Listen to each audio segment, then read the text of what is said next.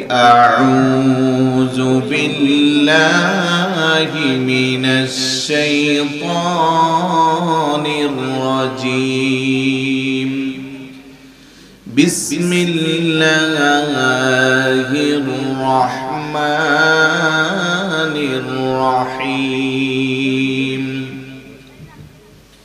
يا أيها الذين آمنوا اتقوا الله حق تقاته ولا تموتن إلا وأنتم مسلمون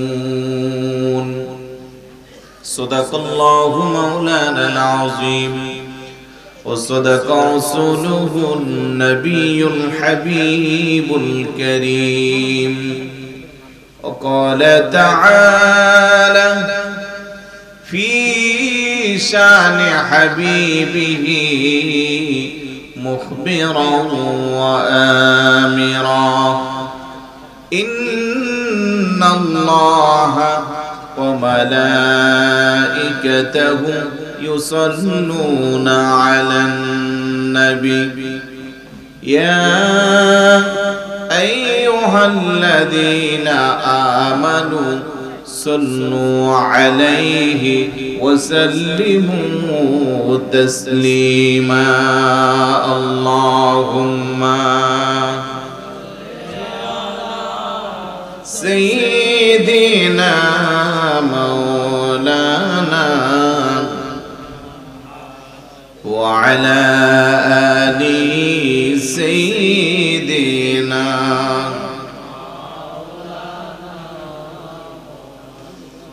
আল্লাহ নিজে আশিক হইয়া দোস্তি করেন যার সাথে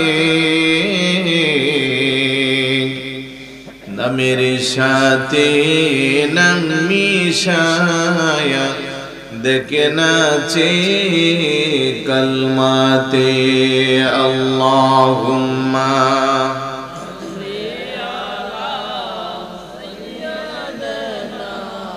مولانا وعلى آل سيدنا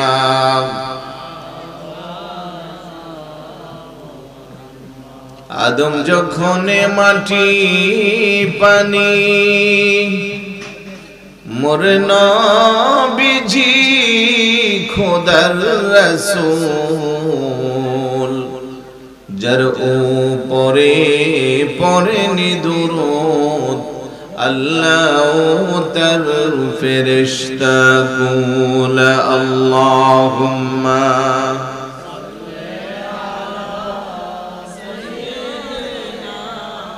مولانا وعلى آل سيدنا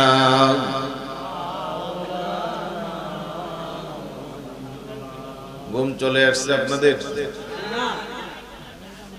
এখনো আশেপাশে যারা বিক্ষিপ্তভাবে ঘুরছে সবাই আসলে প্যান্ডেলে জায়গা হবে আর আমি এসে যে বর্ণনা শুনেছি অনেকেই বলেছে সারাদিনে প্রায় ২-৩ হাজার মানুষের মেহমানদারি করা হয়েছে যেটা ইসলামের অত্যন্ত গুরুত্বপূর্ণ একটি উত্তম কাজ সাহাবী জিজ্ঞেস করছে ইয়া রাসূলুল্লাহ আইয়ুল ইসলামি খায়রুন ইসলামের মধ্যে উত্তম কাজ কি প্যারা রাসূল সাল্লাল্লাহু আলাইহি ওয়াসাল্লাম জবাব দিচ্ছেন তুতঈমুত তাআম ওয়া তাকরাউস সালাম আলা মান আরাফতা ওয়া মান লাম তা'রিফ ইসলামের উত্তম কাজ হলো তুমি মানুষকে খাওয়াবে পরিচিত ও অপরিচিত মুসলিমকে সালাম দেবে বড় করে বলি সুবহানাল্লাহ অথচ সে আমলটাকে আমার মতো কিছু টুপিওয়ালা বাইরে আবার মাটির সাথে মিশিয়ে দেওয়ার পাই তারা চালাচ্ছে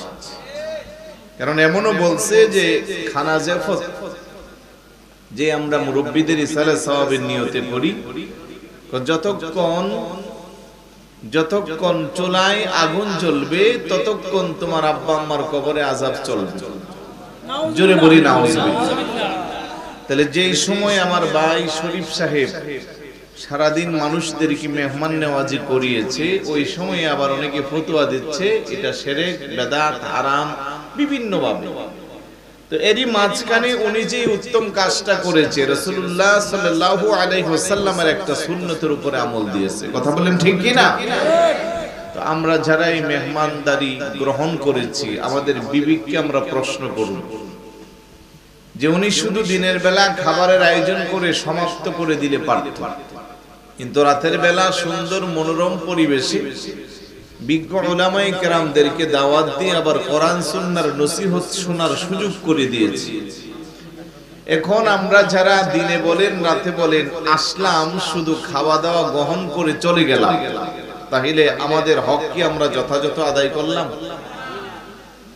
আমাদের হক যদি আমরা আদায় করতে চাই, যাদের সুযোগ আছে, এখনো আমার কথাগুলো যাদের কানে মাইকে পৌঁছতেছে, আমি বলবো আপনার একজন শুভাকাঙ্ক্ষী হিসেবে আমার আহ্বান, অন্তত একটা ঘন্টা সময়ের জন্য হলেও এই ভিতরের প্যান্ডেলে চলে আসে।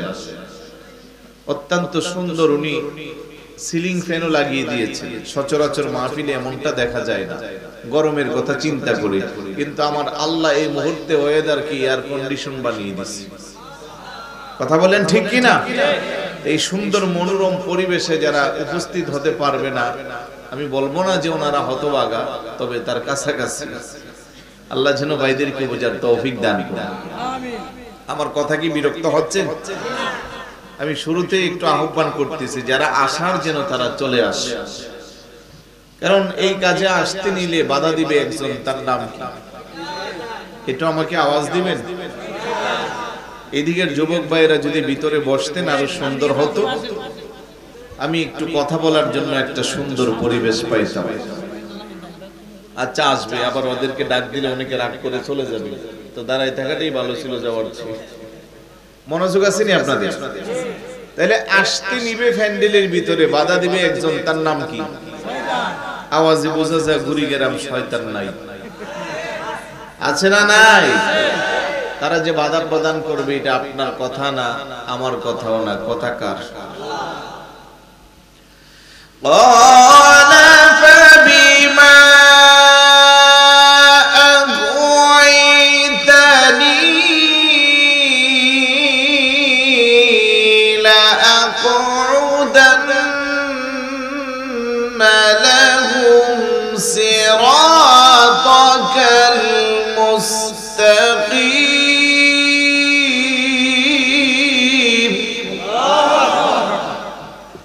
শয়তান আল্লাহর সাথে চ্যালেঞ্জ ছুড়ে দিয়েছে, আল্লাহ তুমি আমারে অভিসম্পাত আর লানত দিয়ে বের করে দিচ্ছ, আমিও দেখব তোমার বান্দারা কি করে ভালো কাজে সহজ সরল পথে অগ্রগামী হয়। আমি বাধা দিব কেমনে? সুম্মা লাআতিয়ান্নাহুম মিন বাইনি আইদিহিম ওয়া মিন খালফিহিম وعن أيمانهم وعن شمائلهم ولا تجد أكثرهم شاكرين। শয়তানকে আমি তোমার বান্দাদেরকে বাধা প্রদান করব, সামনের দিক দিয়া পিছনের দিক দিয়া, ওয়ান আইমানিহিম ওয়ান শামাইলিহিম, ডান দিক দিয়া বাধা প্রদান করব, বাম দিক দিয়া বাধা প্রদান করব। ওয়ালা তাজিদু আকসারাহুম শাকিরিন, ফলে তুমি তোমার বান্দাদেরকে তোমার কৃতজ্ঞশীল বান্দার অন্তর্ভুক্ত পাইবে না। চিৎকার করে বলি নাউজুবিল্লাহ। সামনে পিছে ডানে বামে সব দিক দিয়ে বাধা দিবে কে? আরেকটু জোরে বলুন। এই মাহফিল যখন শুরু হচ্ছে, সকাল থেকে প্রস্তুতি হচ্ছে, ইবলিসের বিশাল বড় টিম চতুর্দিক দিয়ে শুধু ঘোরাঘুরি করতেছে, কি করে মাহফিলটাকে নষ্ট করা যায়, কি করে সৌন্দর্যকে নষ্ট করা যায়। কথা বলেন ঠিক কি না?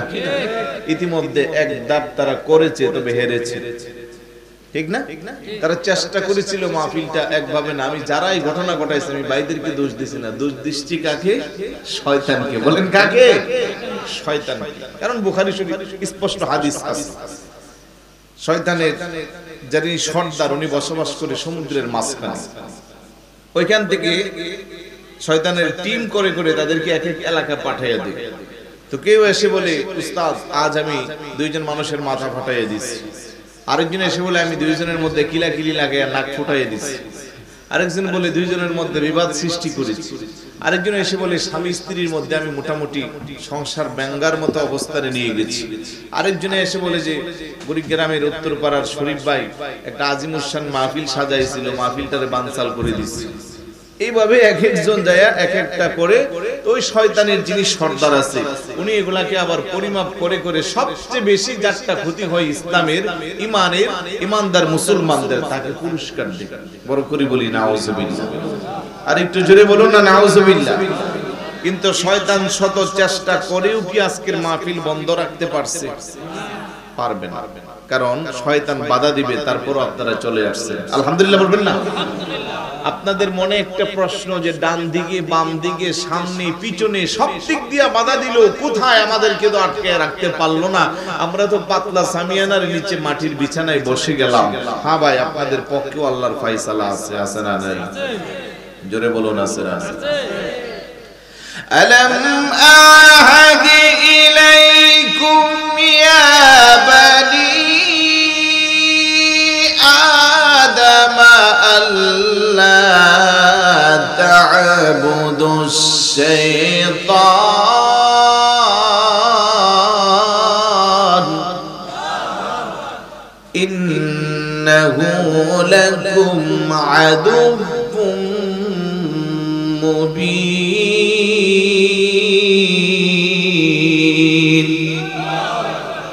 আল্লাহ কো আমার বনি আদম আমার সাথে ওয়াদা বাঁধ, লা তা'বুদুশ শাইতান, তুই শয়তানের ইবাদত বন্দেগী করবে না, কেননা আমি আল্লাহ তাদেরকে জানান দিয়েছি ইন্নাহু লাকুম আদুউম মুবিন, তুই শয়তান হলি তাদের প্রকাশ্য শত্রু। কথা বলেন ঠিক কি না? আপনারা আমার শত্রু কে? আরেকটু জোরে আওয়াজে বোঝা যায় শয়তান রাগ করবে। আপনার আমার কথা না, কথা কার? আল্লাহর কথা কি আমাদের বলতে কোনো ভয় আছে? আমাদের শত্রুকে শয়তান। বলেন কে? শয়তান। শয়তান যদি শত্রু হয় আমাদের বন্ধু আসেনি? আরেকটু জোরে কোন আসেনি? বন্ধুকে আল্লাহ আমাকে টুকিন দিছে, কোরআন তেলাওয়াতের আরজি রইল। এইভাবে আলোচনার মাঝখানে কোরআন তেলাওয়াত যা করতেছি সারবো নাকি আবার আলাদা করতে হবে? চলবে না? আবার আলাদা কেন? এই জন্য আমি এই স্টাইলে করতেছি যাতে আপনাদের মোটামুটি আত্মার খোরাক হয়ে যায়, তারপরেও দেখা যায় পরেরটা পরে। এমনি বুঝতে অসুবিধা হচ্ছে? মনোযোগ রাখলে খুব ভালো লাগবে ইনশাআল্লাহ। আমি চেষ্টা করব ক্ষুদ্র জ্ঞানে কোরআন সুন্নাহর বাহিরে একটা কথাও বলবো না, যা বলবো আমি আমার ক্ষুদ্র জ্ঞানে কোরআন হাদিস থেকে বাণী শোনাবো ইনশাআল্লাহ। সবাই একটু শুধু ধৈর্য দিয়ে বসবেন আর আমাকে একটু সহযোগিতা করবেন ইনশাআল্লাহ। তাহলে আমাদের বন্ধুকে জি ইনশাআল্লাহ, তাহলে বোঝেন তো আমাদের বন্ধুকে? আরেকটু জোরে, ইমানদারের বন্ধুকে আল্লাহ বলেন আল্লাহু ওয়ালিয়ুল্লাযীনা আমানু ইউখরিজুহুম মিনাজ যুলুমাতি ইলান নূর। ইমানদারের বন্ধু হইল আল্লাহ, আর আল্লাহ যখন বন্ধু হয়ে যায় ইউখরিজুহুম মিনাজ যুলুমাতি ইলান নূর, তখন আল্লাহর বন্ধুদেরকে আল্লাহ অন্ধকার থেকে আলোর দিকে নিয়ে আসে। বড় করে বলি সুবহানাল্লাহ।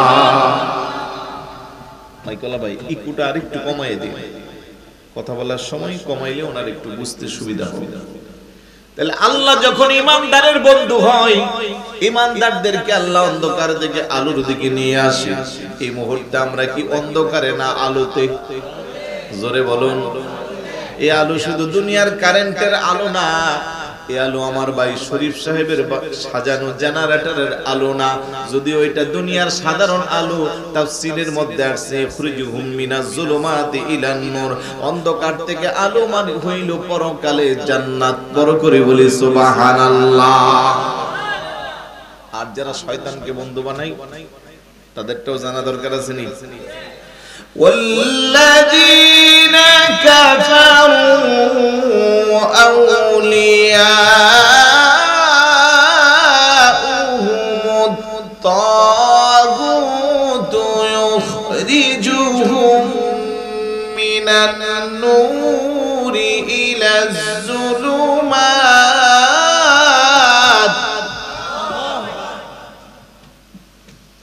আল্লাহ বলে যারা শয়তানকে বন্ধু বানায় তারা কাফের, তারা তাগুত। তখন শয়তান তাদেরকে আলো থেকে অন্ধকারের দিকে নিয়ে যায়। আর সেটা কোন পথ? কৌলাইকা আসহাবুন নার। আর যাদেরকে অন্ধকার থেকে আলোর থেকে অন্ধকারের দিকে নিয়ে যায় তারা হলো জাহান্নামের অধিবাসী। হুম ফিহা খালিদুন, যেখানে তারা থাকবে চিরস্থায়ী, আবাদান আবাদা। চিৎকার করে বলি নাউজুবিল্লাহ। আমরা যারা বেহেশতের বাগানে আছি, আলুর মধ্যে আছি, আমরা আছি জান্নাতে। আর এই মুহূর্তে কুড়িগ্রাম তথা আশেপাশের এলাকায় অনেক ভাই আছে যারা এখন অন্ধকারে আছে। কথা কোন ঠিক কি না? বলে কেমন? কেউ আছে এখন বোতল নিয়া, বোতল বুঝেননি? কেউ আবার আছে এখন মুনাজাত নিয়া। মুনাজাত মানে তাহাজ্জুদের মুনাজাত না, কি মুনাজাত? এই তো বুঝে গেছে। কেউ ইয়াবানিয়া, কেউ বাবানিয়া, কেউ মদের বোতল নিয়া, আর কেউ জুয়া খেলা, তাস খেলা, বিভিন্ন ধরনের অপকর্মের মধ্যে আছে। কথা বলেন ঠিক কি না? তাদের বন্ধু হলো শয়তান। আর যারা আল্লাহ আল্লাহর রাসূলকে মুহাব্বত নিয়া বেহেশতের বাগানে এই মুহূর্তে বসে আছে, আমাদের বন্ধু কি? আল্লাহ। বড় করে বলি না সুবহানাল্লাহ। এতটুকু বোঝা গেছে? আমি কিন্তু ভূমিকা ছাড়াই আলোচনা শুরু করে দিচ্ছি। আলহামদুলিল্লাহ, আমার কেন যেন মনে হচ্ছে যে আপনাদের ভালো লাগতেছে এবং হ্যান্ডেলটা আস্তে আস্তে পরিপূর্ণ হচ্ছে। মারহাবা বলবেন না?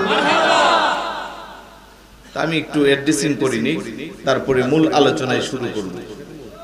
ব্রাহ্মণবাড়িয়া জেলার নবীনগর উপজেলা গুড়িগ্রাম উত্তরপাড়া মরহুম মোহাম্মদ সুলতান ভূঁইয়া সাহেবের বাড়ির উদ্যোগে 20তম ইসলামী সুন্নি মহাসম্মেলন 2025 এর সম্মানিত সুযোগ্য সভাপতি জনাব মোহাম্মদ আল আমিন ভূঁইয়া সাহেব, আমার ভাইজান না, বিশিষ্ট ব্যবসায়ী ঢাকা। সহসভাপতি জনাব মোহাম্মদ রফিক ভূঁইয়া সাহেব, প্রবাসী দুবাই। প্রধান বক্তা হিসেবে এতক্ষণ যাবৎ যিনি অত্যন্ত সুন্দর আলোচনা করেছেন, সারা বাংলার আলোড়ন সৃষ্টিকারী আহলে সুন্নাত ওয়াল জামাতের বলিষ্ঠ কণ্ঠস্বর মুজাহিদে মিল্লাত, আমার অত্যন্ত মহব্বতের ভাই মাওলানা নজরুল ইসলাম আশিকি পীর সাহেব মাদ্দাজিল্লাহুল আলী, মেহারি কাদেরিয়া আহমদিয়া দরবার শরীফ, কসবা, ব্রাহ্মণবাড়িয়া। তার পূর্বে আরো আলোচনা করেছেন তরুণ উদীয়মান ইসলামিক চিন্তাবিদ, সুন্নি জনতার অত্যন্ত প্রহরী আমার মহব্বতের ভাই মাওলানা মুফতি শেখ সাদউদ্দিন আত-তাহেরি মাদ্দাজিল্লাহুল আলী, খতিব কমলপুর কেন্দ্রীয় জামি মসজিদ। আরো আছেন মাওলানা আতাউল্লাহ আল কাদেরি সাহেব, মাওলানা হাফেজ কারি শাহিন আহমদ নুরি সাহেব, জনাব মোহাম্মদ মেহেদি জাফর দস্তগীর, চেয়ারম্যান 8 নং বিটগড় ইউনিয়ন পরিষদ।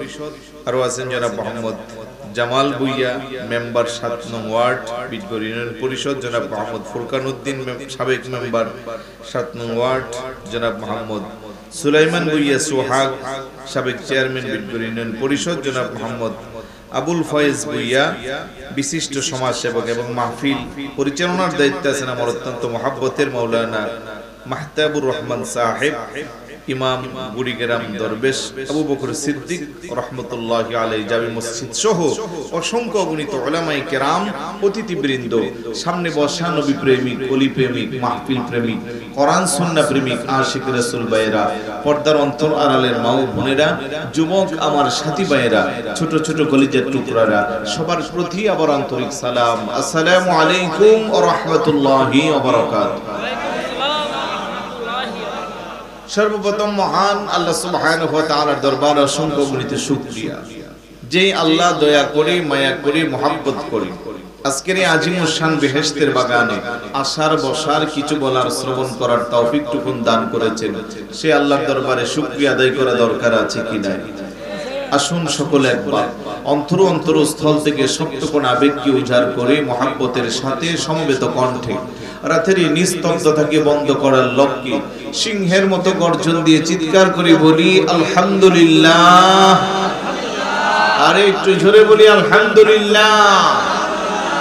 সাথে সাথে লক্ষ কোটি দুরূদ ও সালাম জানাই আল্লাহর সৃষ্টি জগতের যিনি প্রথম এবং প্রধান আকর্ষণ, সমস্ত নবী রাসূলদের মাথার মুকুট, শামসুল হিদায়াত, আফতাবে নবুয়ত, শাহিন শাহের রিসালাত, আপনার নবী আমার নবী, तमाम বিশ্ব জগতের নবী, ইমামুল আম্বিয়া ওয়াল মুরসালিন, আশরাফুল আম্বিয়া ওয়াল মুরসালিন, শামসুদ দুহা, বদরুদ দুজা, নূরুল হুদা, নূরুন আলা নূর, সাইয়্যিদুনা শফিয়না হাবিবানা ওয়া মাওলানা মুহাম্মদ সাল্লাল্লাহু তাআলা আলাইহি ওয়াসাল্লামের কদমে দুরূদ ও সালাম যেন আল্লাহ কবুল আর মঞ্জুর করে বলুন আমিন। আরেকটু জোরে বলুন আমিন। এবার বলেন আপনারা অনুমতি দিলে আলোচনা শুরু করব, নাইলে শেষ করে দিব। শুরু করব? শেষ পর্যন্ত থাকবেন? কারা কারা থাকবেন না হাত উঠান। থাকবেন, থাকবেন। নেগেটিভের মধ্যে পজিটিভ, কথা কোন ঠিক কি না? আবেগটা একটু বেশি, তার মানে প্রেম ভালোবাসা একটু বেশি। আর রাত্র যখন গভীর হয় তখন আশিকদের প্রেমের পরিধি বাড়ে, কথা কোন ঠিক কি না? এই জন্যই তো চোখে ঘুম নাই, মহব্বত নিয়ে তাকিয়ে আছেন। আমি কোরআনুল কারীমের 4 নম্বর পারা, হিফজুল কোরআনের 2 নম্বর পৃষ্ঠা, সূরা আলে ইমরানের 102 নম্বর আয়াতটুকু তেলাওয়াত করেছি। তার দিকে নজর দিয়ে কিছু কথা বলবো, আল্লাহ যেন বলার তৌফিক দান করেন। জোরে কোন না আমিন। যে মাসটা চলে গেল তার নাম কি? আরেকটু জোরে। এই মাসটা চলে যাওয়াতে খুশি না বেজার? আশেক যারা, তাকওয়াবান যারা, মুত্তাকি যারা, তারা বেজার। এই কারণে বেজার যে আর একটা বছর হায়াত বাড়লে না আবার এটা পাওয়া যায়, কথা কোন ঠিক না? আর যারা বেরোজগার, যারা লুকাইয়া খাইছে, ওই যে পুকুর পার না, এটা জায়গার নাম নাকি, ওই পুকুর পারে চায়ের দোকানের মধ্যে নতুন বধুর মতো বাউন্ডারি দিছে লাল নীল কাপড় দিয়ে, আছে না? কিছু চায়ের দোকান এরকম আছে না? আবার বাহিরে লেখা রাখছে হিন্দু ভাইদের জন্য খোলা। ওইখানে ভিতরে যায় বসার জায়গা নাই, টর্চ লাইট মারলেও কোনো হিন্দু পাওয়া যায় না, আছে না? নাই। এরকম চরিত্রের যারা, ওনারা খুশি না বেজা? ওনারা তো মানে ইমানদারদের জন্য রমজান কোন দিন দিয়ে আসলো আর শেষ হইল বলাই যাচ্ছে না। ও হুজুর মাত্র সেদিন শুরু হইলো, আজকে শেষ হয়ে গেল। আর ওই রকম যারা ওই যে পর্দার ভিতরে লুকায় লুকায় কাজ সারে, ওরার কাছে এক একটা দিন মনে হয় যেন 1 বছরের মতো। কোন সময় শেষ হইব আর প্রকাশ্যে ওনাদের কাজ ওনারা করবে, কথা কোন ঠিক না? ইনশাআল্লাহ আমরা যারা এখানে আসছি, আমার বিশ্বাস আমরা সবাই রোজা রাখছি, বলেন না ইনশাআল্লাহ? সবাই রাখছি। কয়টা? সবগুলোই আলহামদুলিল্লাহ বলবেন না? এই মাসটার নাম কি? শাওয়াল মাস। রাসূলুল্লাহ সাল্লাল্লাহু আলাইহি ওয়াসাল্লামের একটা হাদিস বলে আলোচনা শুরু করি। আল্লাহর হাবিব বলেন, মান সামা রমাদান সুম্মা আতবাআহু সিত্তাম মিন শাওয়াল কানা কাসিয়ামিদ দাহরি। সুবহানাল্লাহ বলবেন না? যারা রমজান মাসে পুরা মাসটা রোজা রাখার পরে শাওয়াল মাসে 6টা রোজা রাখবে, বলেন কয়টা? কানা কাসিয়ামিদ দাহরি, সে যেন সারা বছরই রোজা রাখে। সুবহানাল্লাহ বলবেন না? অপর হাদিসে ব্যাখ্যায় আসছে, মান জাআ বিল হাসানাতি ফালাহু আশরু আমসালিহা।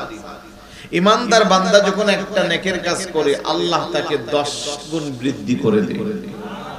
তাহলে যারা 1 মাস রোজা রাখলাম 30 দিন, তাহলে 10 গুণ বৃদ্ধি হলে হয়ে যাবে 300 দিন।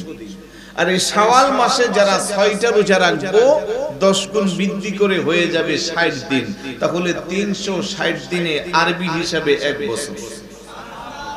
জোরে বলি না সুবহানাল্লাহ? তাহলে এই 30টা রোজা যারা রাখতে পেরেছে, যদি 29টা হয়েছে নাকি, 30টা ভাগ্যে থাকলে হইতো, কিন্তু এই 6টা রোজা রাখা কি বেশি কষ্টের? জোরে বলুন কষ্টের? আমরা চাইলে একটা না পুরা মাসের মধ্যে ফাঁকে ফাঁকে সুবিধাজনক ভাবে যদি 6টা রোজা রাখতে পারি, তাহলে 1 বছর রোজা রাখার সওয়াব আল্লাহ আপনার আমার আমলনামায় দান করবে। আল্লাহ যেন আমল করার তৌফিক দান করেন। আমিন। ছোট্ট একটা হিংস আমলের একটা সবক দিয়ে দিলাম, যদি কেউ আমল করেন তাহলে আজকের মাহফিল সার্থক।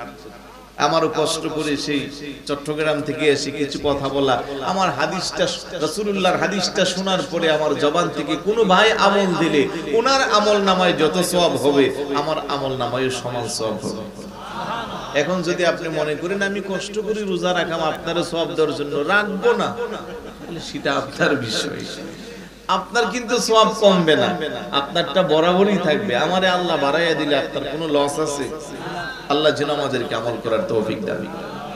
আমার ভাইয়েরা বাবারা, যে আয়াতটুকু তেলাওয়াত করেছি, আল্লাহ বলেন ইয়া আইয়ুহাল্লাযীনা আমানু তাকুল্লাহা হাক্কা তুকাতিহি ওয়া লা তামুতুন্না ইল্লা ওয়া আনতুম মুসলিমুন। ও ঈমানদারেরা, তোমরা যারা ঈমান এনেছো, ইত্তাকুল্লাহ, আমি আল্লাহকে ভয় করো, হাক্কা তুকাতিহি, ভয় করার মতো ভয় করো, ওয়ালা তামুতুন্না ইল্লা ওয়া আনতুম মুসলিমুন, পরিপূর্ণ মুসলমান না হইয়া মৃত্যুবরণ করিও না। চিৎকার করে বলি সুবহানাল্লাহ। ঘোষণা কার? এটা জবাব দিবেন। শুরুতে আল্লাহ কোন ইহুদি খ্রিস্টান বৌদ্ধ নাসারা পত্রিকতার বিশ্বাসী কাউকে ডাক দেন নাই, ইয়া আইয়ুহাল্লাযীনা আমানু বলে ডাক দিয়েছেন। তার মানে আমরা যারা ঈমান এনেছি আমাদেরকে আল্লাহ ডাক দিয়েছেন। আমি জানতে চাই আজকে আমার শরীফ ভুঁইয়া ভাইয়ের ব্যবস্থাপনার মাহফিলে আমরা যারা আসছি, আমাদের ঈমান আছে না নাই? জোরে বলুন, আছে না নাই? কম না বেশি? জোরে কোন, কম না বেশি?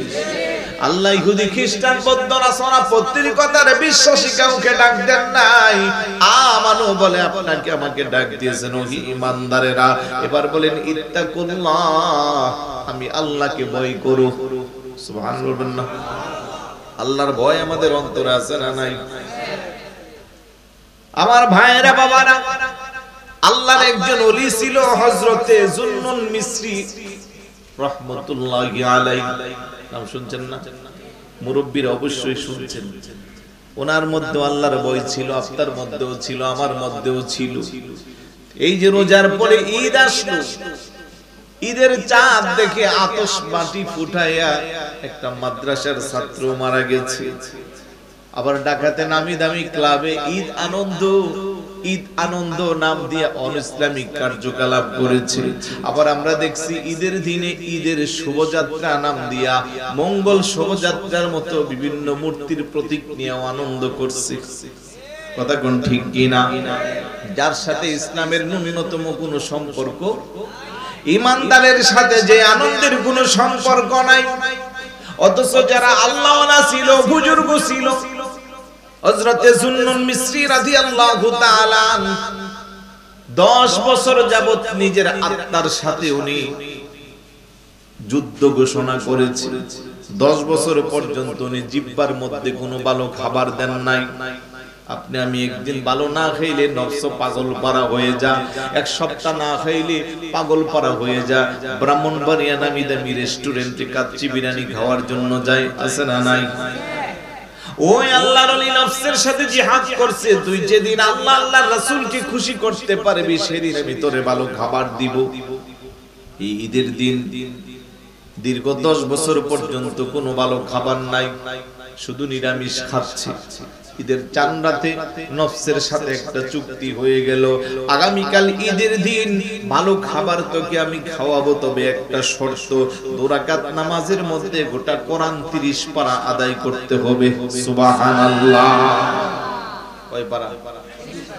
2 রাকাত নামাজে যদি তুমি আজ সারা রাতে 30 পারা কোরআনের খতম করতে পারো, তাহলে তোমারে আগামীকাল আমি ভালো খাবার দিব। আল্লাহু আকবার বলবেন না? আপনাদের এই গুরিগ্রাম কি খতমে তারাবি হয় না সূরা তারাবি? ও বাপ, যদি একটু হাবেজ সাহেব আস্তে আস্তে পড়ে সময় বেশি লাগে, পরের দিন সার দোকানে সমালোচনা আছে না নাই? ইমাম সাহেবের কেরাত লম্বা হইলে কো হুজুর সব ঠিক আছে, কিন্তু কেরাতটা একটু লম্বা পড়ে, আছে না নাই? আর যারা সূরা তারাবি পড়ে তারা আবার সকালবেলা আলহামদুলিল্লাহ বহুত দিন পরে আল্লাহ আমাদের একটা হুজুর মিলাইয়া দিয়েছে। এশারের নামাজ, তারাবি 20 রাকাত, বিতির, দোয়া, মোনাজাত সব মিলাইয়া আমাদের 16 মিনিট লাগে, আছে না নাই? আরেকজনে কো তোমরার চেয়ে আমাদেরটা আরো ফাস্ট, আমরা 12 মিনিটে শেষ হয়ে আসে। এরকম এখন একটু হলো আমাদের মধ্যে পরিবর্তন আসছে, আগে আরো বেশি ছিল। কথা কোন ঠিক না? কিন্তু জুন্নুল মিসরি রাহমাতুল্লাহি আলাইহি নফসের সাথে চুক্তি করেছে, সারা রাত যদি 2 রাকাত নামাজের মধ্যে গোটা কোরআন শরীফের খতম করতে পারো তাইলে আগামীকাল তোমার জিহ্বায় আমি ভালো খাবার দিব। কয় বছর পরে? 10 বছর। এখন তো নফসের সাথে সিদ্ধান্ত নিছে, কারণ বছরের 5টা রাতের একটা রাত হলো ঈদের রাত। এটা জানিনি আমরা, 5টা গুরুত্বপূর্ণ রাতের একটা রাত, অথচ এই রাতে বেশিরভাগ মানুষ শহরে বন্দরে হলে শপিং মলে আর মার্কেটে ঘুরে ঘুরে শেষ করে। কথা কোন ঠিক না? যাই হোক, এখন উনি ভালো ভালো খাবে, সকালবেলা নফস খুব খুশি যে 10 বছর পরে একটু ভালো খাবার খাবে, কিন্তু না, উনি আবার যখন বেশি আত্মা যখন বেশি ভালো খাবার চাচ্ছে, ও তোমার বুঝি লোভ এসে গেছে খাবারের প্রতি, যাও তোমার প্রয়োজন আরো 20 বছর না হয়ে রাখবে। সুবহানাল্লাহ বলবেন না? আরেকটু জোরে বলুন না সুবহানাল্লাহ। আর আজকে যারা শরীফ ভাইয়ের বাইরে আস্তা গরু খাইছেন, কয়দিন হইছে? ঈদের দিনও তো অনেকে খাইছে, মাঝখানে 2 দিন 3 দিন গেছে না, তারপরে তো গরু শেষ। ঠিক না? আমার ভাইয়েরা বাবারা, দীর্ঘ 10 বছর পর্যন্ত নফসের সাথে জিহাদ করে ভালো খাবার খান নাই, শেষ পর্যন্ত কন্ডিশন দিল, রাতে যদি 2 রাকাত নামাজে গোটা কোরআন তেলাওয়াত করে খতম করতে পারো তোমারে ভালো খাবার দিব। তাও যখন দেখলো নফসে বিজয় হয়ে যাচ্ছে, খাচ্ছে না, কিছুক্ষণ পরে দেখতেছে রাজ দরবার থেকে একজন খাদেম বিশাল বড় একটা ডিশের মধ্যে হরেক রকমের সুস্বাদু খাবার নিয়ে হাজির। বড় করে বলি সুবহানাল্লাহ। ডাক্তার, আপনার চেহারা অবিকল আমাকে স্বপ্নে দেখানো হয়েছে, নিশ্চয়ই আপনার নাম জুন্নুল মিসরি। বলে হ্যাঁ। মদিনার পেয়ারা রাসূল সাল্লাল্লাহু আলাইহি ওয়াসাল্লাম আমাকে স্বপ্নে দেখাইছে, ও খাদেম তুই বড় নেককার বান্দা, কাল কিয়ামতের ময়দানে যদি আমি রাসূলের সাক্ষাৎ পেতে চাও, আমার সুপারিশ যদি পেতে চাও, রাজদরবার থেকে ভালো খাবার নিয়ে ডিশ সাজাইয়া আমার জুন্নুল মিসরিকে বলো যে মদিনার রাসূল আপনার জন্য হাদিয়া পাঠাইছে। আপনি যে নফসের সাথে জিহাদ করেন, পেয়ারা রাসূল আপনার প্রতি খুশি হয়ে গেছে। বড় করে বলি সুবহানাল্লাহ। তারপরে উনি কিছু খাবার খাইছে। আমি বোঝাইবার চাইলাম যে তাকওয়া এবং ঈমানের কতটা পরিপক্কতা তাদের জীবনে। আর আমরাও দাবি করি আমরা ঈমানদার, আমরাও দাবি করি আমাদের অন্তরে আল্লাহর ভয় আছে, কিন্তু সকাল থেকে সন্ধ্যা পর্যন্ত আমরা মিথ্যার মধ্যে আমাদের জীবন চালাচ্ছি। সকাল থেকে সন্ধ্যা পর্যন্ত আমরা গীবত করতেছি, পরনিন্দা, পরশ্রী কাতরতা, আরেকজনের হক নষ্ট করতেছি, মিথ্যা মামলা দিয়ে মানুষকে হয়রানি করছি, 2 ভাইয়ের মধ্যে বিবাদ লাগাইয়া দিচ্ছি, সুদ খাচ্ছি, ঘুষ দিচ্ছি। এই অপরাধ আমাদের সমাজে আছে না নাই? আওয়াজে বোঝা যায় কুড়িগ্রাম কম আছে, একটু জোরে বলুন আছে না নাই? এইগুলো ঠিকই আছে, আবার দাবি করি আমরা ঈমানদার। আল্লাহ বলে, ওহে ঈমানদারেরা, ইত্তাকুল্লাহ, আমি আল্লাহকে ভয় করো, হাক্কা তুকাতিহি, ভয় করার মতো ভয় করো। ওয়ালা তামুতুন্না ইল্লা ওয়া আনতুম মুসলিমুন, পরিপূর্ণ মুসলমান না হইয়া মৃত্যুবরণ করিও না। আমি জানতে চাই আমাদের কুড়িগ্রাম কবরস্থান আছে না নাই? কোন দিকে? যৌথ কবরস্থান। এই কবরস্থানে যাদেরকে দাফন দেওয়া হয় তারা সবাই মুসলমান। কথা কোন ঠিক কি না? আল্লাহ ওয়ালা তামুতুন্না ইল্লা ওয়া আনতুম মুসলিমুন, পরিপূর্ণ মুসলমান না হইয়া মৃত্যুবরণ করিও না। তার মানে আজকের মাহফিলে আমরা যারা আসছি আমরা সবাই মুসলমান, যারা আসে নাই তারাও মুসলমান। আর যখন আমরা মারা যাই আমাদেরকে একই কবরস্থানে দাফন করা হয়।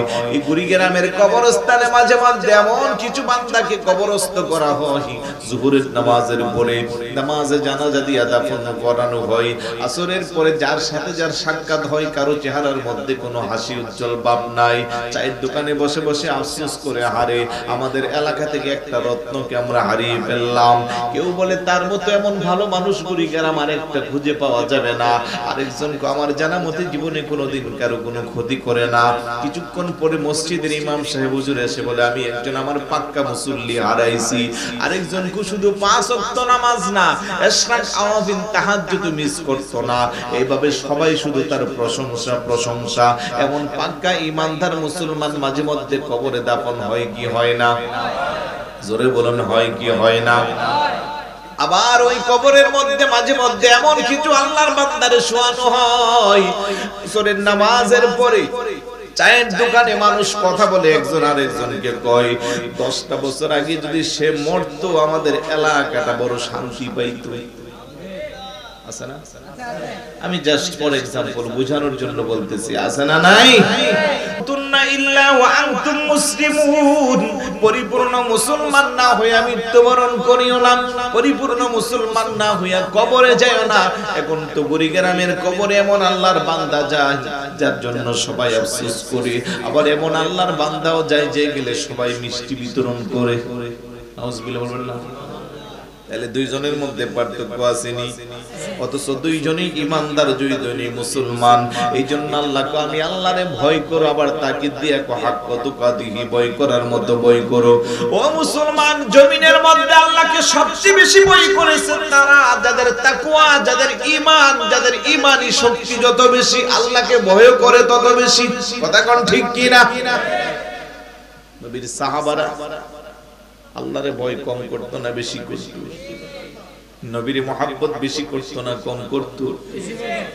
এখন তো আমার দেশে টুপিওয়ালা, দাড়িওয়ালা, পাগড়িওয়ালা, জুব্বাওয়ালা, হাতে তাসবিহওয়ালা বহু আছে। ইতিকাফে বসে বসে ও মানুষকে গুমরা বানায়, আছে না নাই? আবার অনেকে সুন্নিয়তের মাসে 20 বছর চুষে খাইছে সুন্নিয়তের মার থেকে। এখন আইসা কই এতদিন ভুল পথে ছিলাম, এখন সঠিক পথ পাইছি। এমন পুরা কপাইল্লাও আছে না নাই? জোরে বলুন, আছে না নাই? নামাজ রোজা পড়তে পড়তে জিন্দেগি শেষ, টুপি দাড়ি লেবাস আবাক, আবার কোনো কমতি নাই। কিন্তু হুব্বে মুস্তাফা, ইশকে মুস্তাফা, রাসূলুল্লাহর মুহাব্বত যার অন্তরে কম থাকবে, আউলিয়া কিরামের মুহাব্বত যার অন্তরে থাকবে না, তার ঈমানদার বলার কোনো সুযোগ নাই। কথা কোন ঠিক কি না? আফসোস লাগে, খারাপ লাগতেছে কথাগুলো, বুঝতে অসুবিধা হয়। ওদের সাথে তুলনা করলে আমাকে কিছুই মনে হবে না, কারণ এক একজনের পেট ইয়া বড়, গর্দানে মোটা মোটা, মাথাও বড়, শরীরও বড়, পোশাকও বড় বড় বড়। এখন সাধারণ কিছু ভাই যারা আছে তারা তো বিভ্রান্ত হয়ে যাচ্ছে, আমরা কার কথা শুনবো কার কথা বাদ দিব, কারণ সবার কথার মধ্যেই তো মিষ্টি লাগানো আছে। দুষ্ট লোকের মিষ্টি কথা, কথা বলে না এরকম একটা মুরব্বীরা বলে না? তো দুষ্ট লোকের মিষ্টি কথা শোনা যাবে না, দেখতে হবে নবীর সাহাবাদের আদর্শ তার মধ্যে আছে কিনা। আমি বলছিলাম আপনার নামাজ রোজা হজ যাকাত টুপি দাড়ি পাগড়ি আবা কাবা জুব্বা সব একদিকে রাখেন, আর রাসূলুল্লাহর মহব্বত আরেক দিকে রাখেন।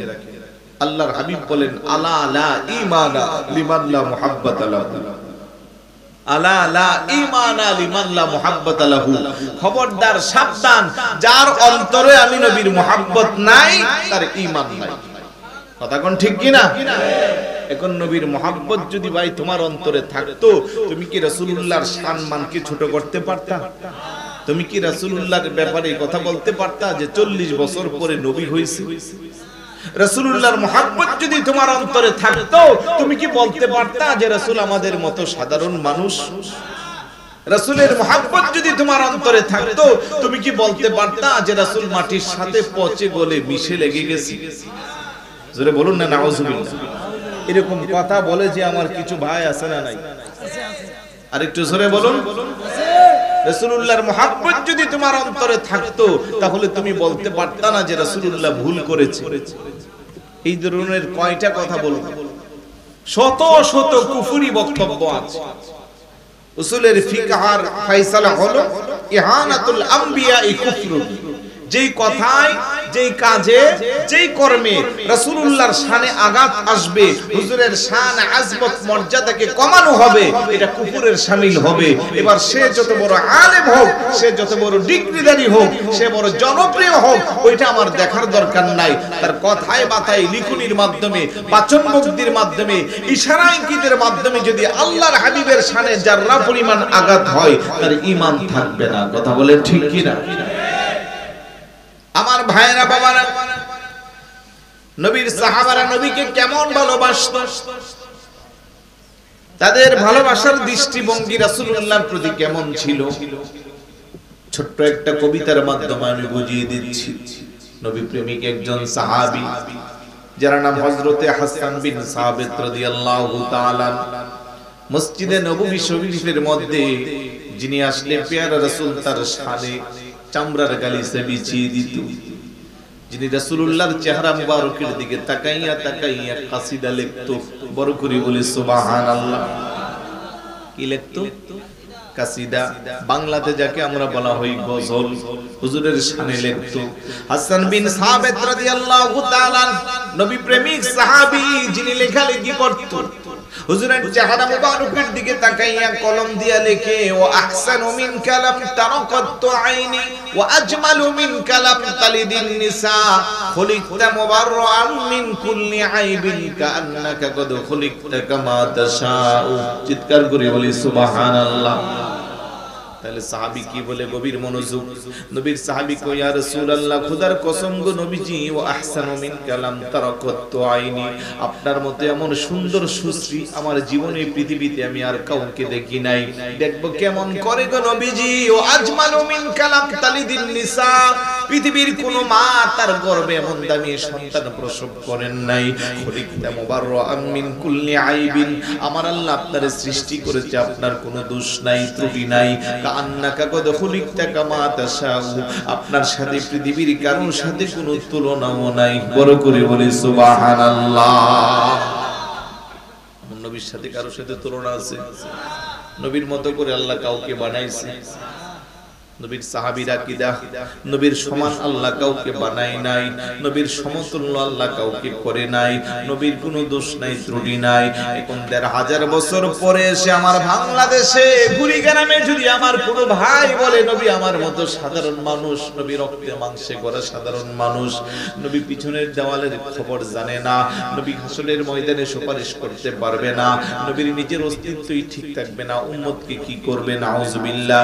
এই ধরনের কথাগুলো যারা বলবে তাদের কথা কি নবীর সাহাবীর সাথে মিল আছে না নাই?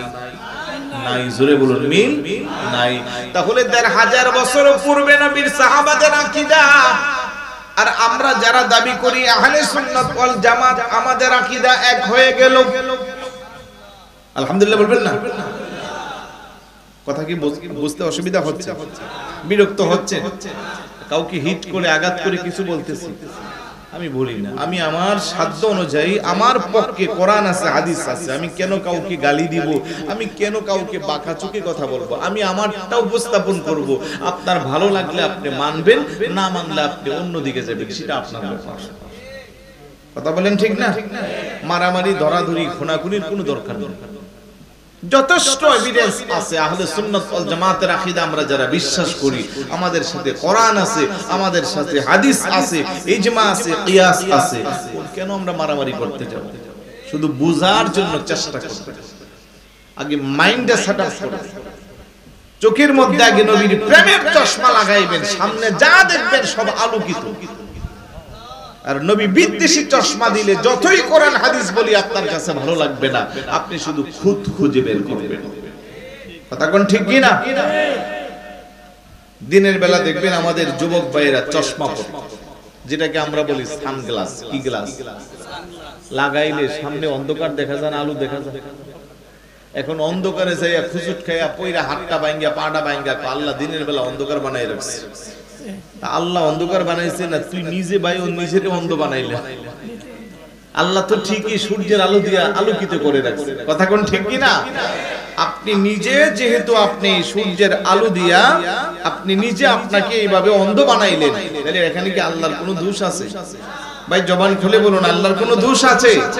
নাই। ঠিক একই ভাবে আল্লাহ আল্লাহর হাবিবের শান মানে আজমত মর্যাদাকে আকাশচুম্বী করে দিয়েছে। যার শান বর্ণনা করে কি আল্লাহ বলেন না? কে? আল্লাহ। পৃথিবীর কোন মানুষ তার শান ছোট করার কোন সুযোগ আছে? আমরা পৃথিবীর সবাই যদি রাসূলুল্লাহর শান নাও বলি, আল্লাহর হাবিবের শান একটু কমবে না। আল্লাহ কো ওয়ারাফা'না লাকা যিকরাক, বড় করে বলি সুবহানাল্লাহ। খোদা কি রাজা চাহতা है दो आलम खुदा चाहता है रज़ाए मुहम्मद सल्लल्लाहु अलैहि वसल्लम। সৃষ্টি কুলের 18,000 মাখলুকাত সবাই চায় আল্লাহকে খুশি করার জন্য। আদম আলাইহিস সালাতু ওয়াসসালাম থেকে শুরু করে ঈসা রূহুল্লাহ আলাইহিস সালাতু ওয়াসসালাম পর্যন্ত সবাই চায় আল্লাহকে খুশি করার জন্য। কিন্তু আল্লাহ চায় আপনার নবী, আমার নবী, দুজাহানের বাদশা নবী, আল্লাহর পেয়ারা হাবিবকে খুশি করার জন্য। বড় করে বলি সুবহানাল্লাহ। এতটুকু বোঝা গেছে? ঘুম চলে আসছে, কারণে অকারণে লেট হয়ে গেল। আমাকে যদি 10টা বাজে দিত তাহলে হয়তো আপনাদের মনোযোগ আর একটু বেশি পাওয়া যেত। এখন বলেন কি শেষ করে দিব না আরো কথা বলবো? আধা ঘন্টা কি আরো সময় দিবেন? আরো বাড়ায়া? আশেপাশে অনেক আসি, কিন্তু বুড়িগ্রাম অনেক বছর পরে আসছে। বহু আগে 1-2 বার আসছে, অনেক পরে আসছে। এখানে একজন বসছিল, উনি বলতেছে 18 বছর না 14-15 বছর আগে নারায়ণগঞ্জে ওয়াজ শুনছিল একজন আছে। মাহফিল করি প্রায় 20 বছরের উপরে, কিন্তু বুড়িগ্রাম কারণে অকারণে একটু কম আসা। যারা এখানে আছেন হয়তো অনেকে ভালো করে চিনেনও না, জানেনও না, কথাগুলো কিভাবে বলতেছে অনেকের কষ্ট হচ্ছে। তবে আমার বিশ্বাস মনোযোগ থাকলে বুঝে আসবে ইনশাআল্লাহ। ওই পয়েন্ট একটা, ঈমানদার যারা, আল্লাহ বলতেছেন ইত্তাকুল্লাহ, আমি আল্লাহকে ভয় করব। আমি বোঝাইবার চাইলাম যে নবীর সাহাবীরা কিভাবে নবীকে আল্লাহকে ভয় করেছে, তার একটা एग्जांपल দিলে বুঝবেন। ইসলামের প্রথম যুগে যেই সমস্ত সাহাবারা সবচেয়ে বেশি কষ্ট করেছে তার মধ্যে কয়েকজন সাহাবী, হযরতে বেলাল রাদিয়াল্লাহু তাআলা, হযরতে খাব্বাব রাদিয়াল্লাহু তাআলা, হযরতে খুবাইব রাদিয়াল্লাহু তাআলা, হযরতে আব্দুল্লাহ ইবনে মাসউদ রাদিয়াল্লাহু তাআলা, তাদের জীবনের কাফেরদের অত্যাচারের যে স্টিম রোলার চালানো হয়েছিল তার 1000 ভাগের 1 ভাগও যদি আপনার আমার জীবনে আসতো আমাদের কি খুঁজেও পাওয়া যেত? কথা কোন ঠিক কি না? হযরতে খাব্বাব রাদিয়াল্লাহু তাআলা ইসলামের দ্বিতীয় খলিফা ওমর ইবনে খাত্তাব রাদিয়াল্লাহু তাআলা আনহুর শাসনামলে হযরতে ওমর রাদিয়াল্লাহু তাআলা আনহুর কাছে যাইয়া চোখের পানি ছেড়ে বিনাইয়া কান্না করে হযরতে ওমর রাদিয়াল্লাহু তাআলা আনহু জিজ্ঞাসা করে, রে ভাই খাব্বাব, এইভাবে কেন চোখের পানি ছেড়ে বিনাইয়া ছোট বাচ্চার মতো কান্না করো? ইয়া আমিরুল মুমিনিন, জানি না আমি মরলে পরে আমার ঠিকানা জান্নাত হবে না জাহান্নাম হবে, এই জন্য আমি কান্না করি। আল্লাহু আকবার বলবেন না? খুব বেশি ঘুম পাইতেছে, চোখ ছোট হয়ে গেছে, একটু হাতগুলো উপরে তুলে। আল্লাহু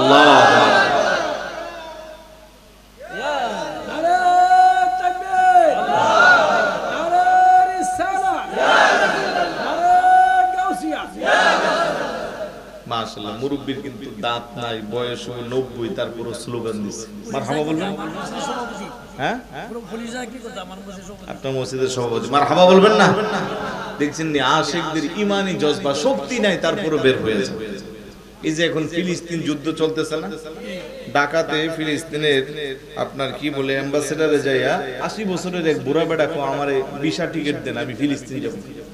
আরে আপনি হাঁটতে পারেন না, আপনি কাইপা কইরা যান, কো খিল লেগে আমি ওইখানে যাইয়া যুদ্ধ করব। সুবহানাল্লাহ বলবেন না? আর একটু জোরে বলুন না সুবহানাল্লাহ। মদিনাওয়ালার প্রেম, ভালোবাসা, মহব্বত যাদের অন্তরে থাকে তাদের জজবা কখনো কমে না। কথা কোন ঠিক কি না?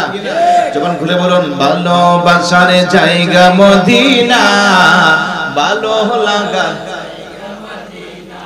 বলেন, ভালোবাসার জায়গা মদিনা, ভালো লাগা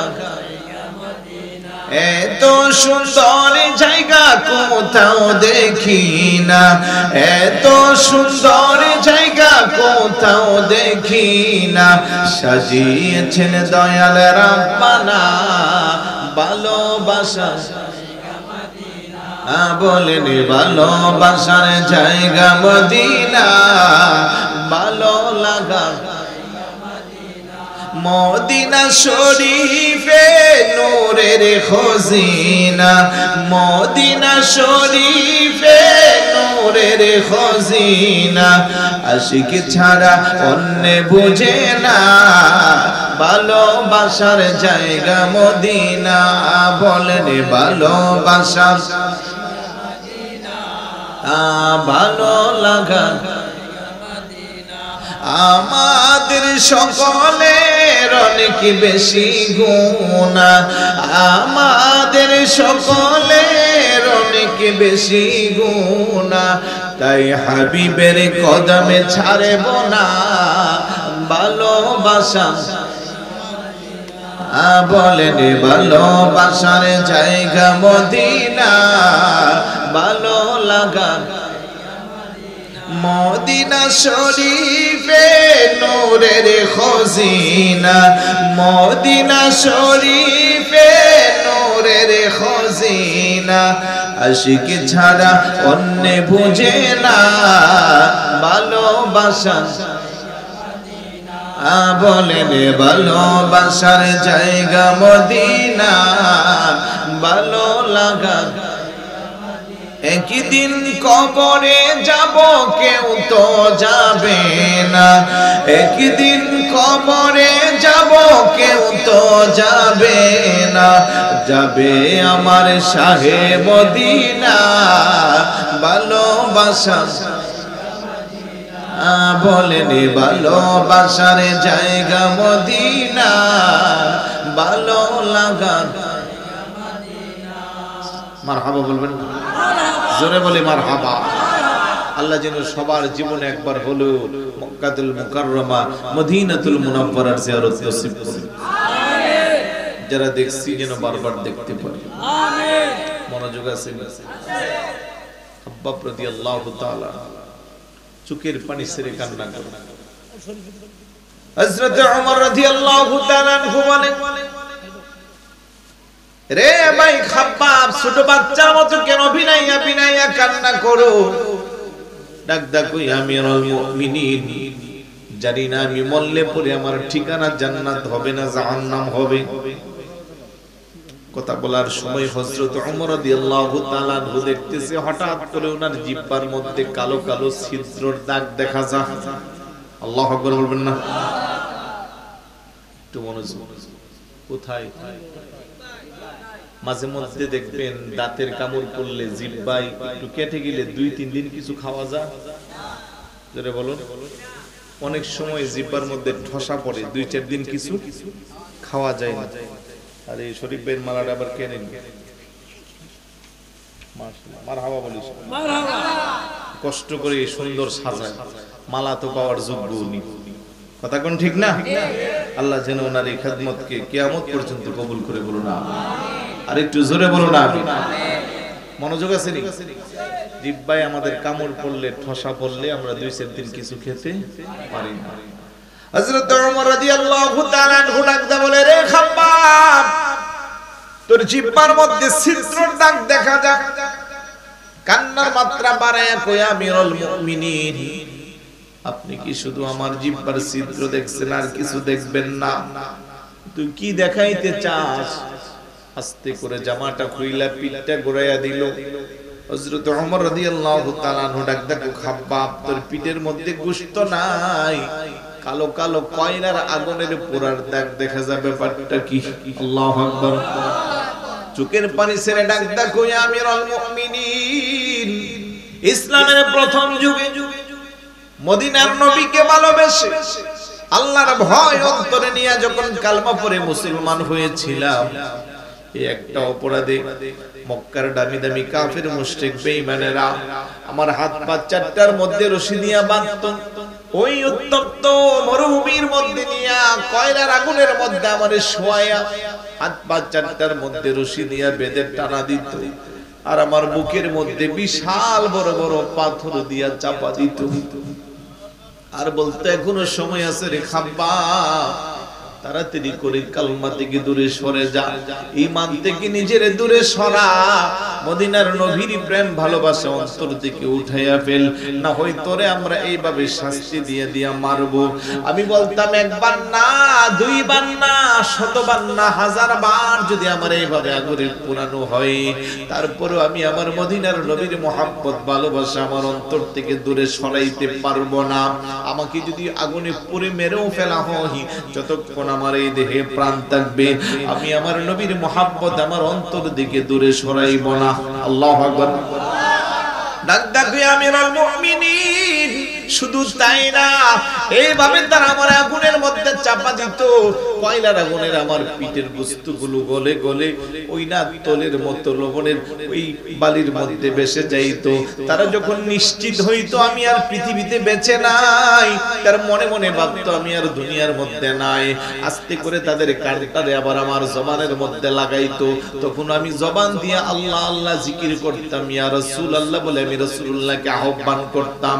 তখন তারা আমার জিহ্বাটারে টান দিয়া লম্বা লম্বা খেজুর গাছের কাঠা দিয়ে আমার জিহ্বার মধ্যে ছিদ্র করেছে, আর বলছে যেই জিহ্বা দিয়ে আল্লাহর জিকির বলিস না, যেই জিহ্বা দিয়া নবীর মুহাব্বতের দুরূদ ছাড়তে পারিস না, সেই জিহ্বা আমরা রাখবো না। এইভাবে তারা কয়লার ওই লম্বা লম্বা খেজুর গাছের কাঠা দিয়ে জিহ্বাটারে ছিদ্র করত।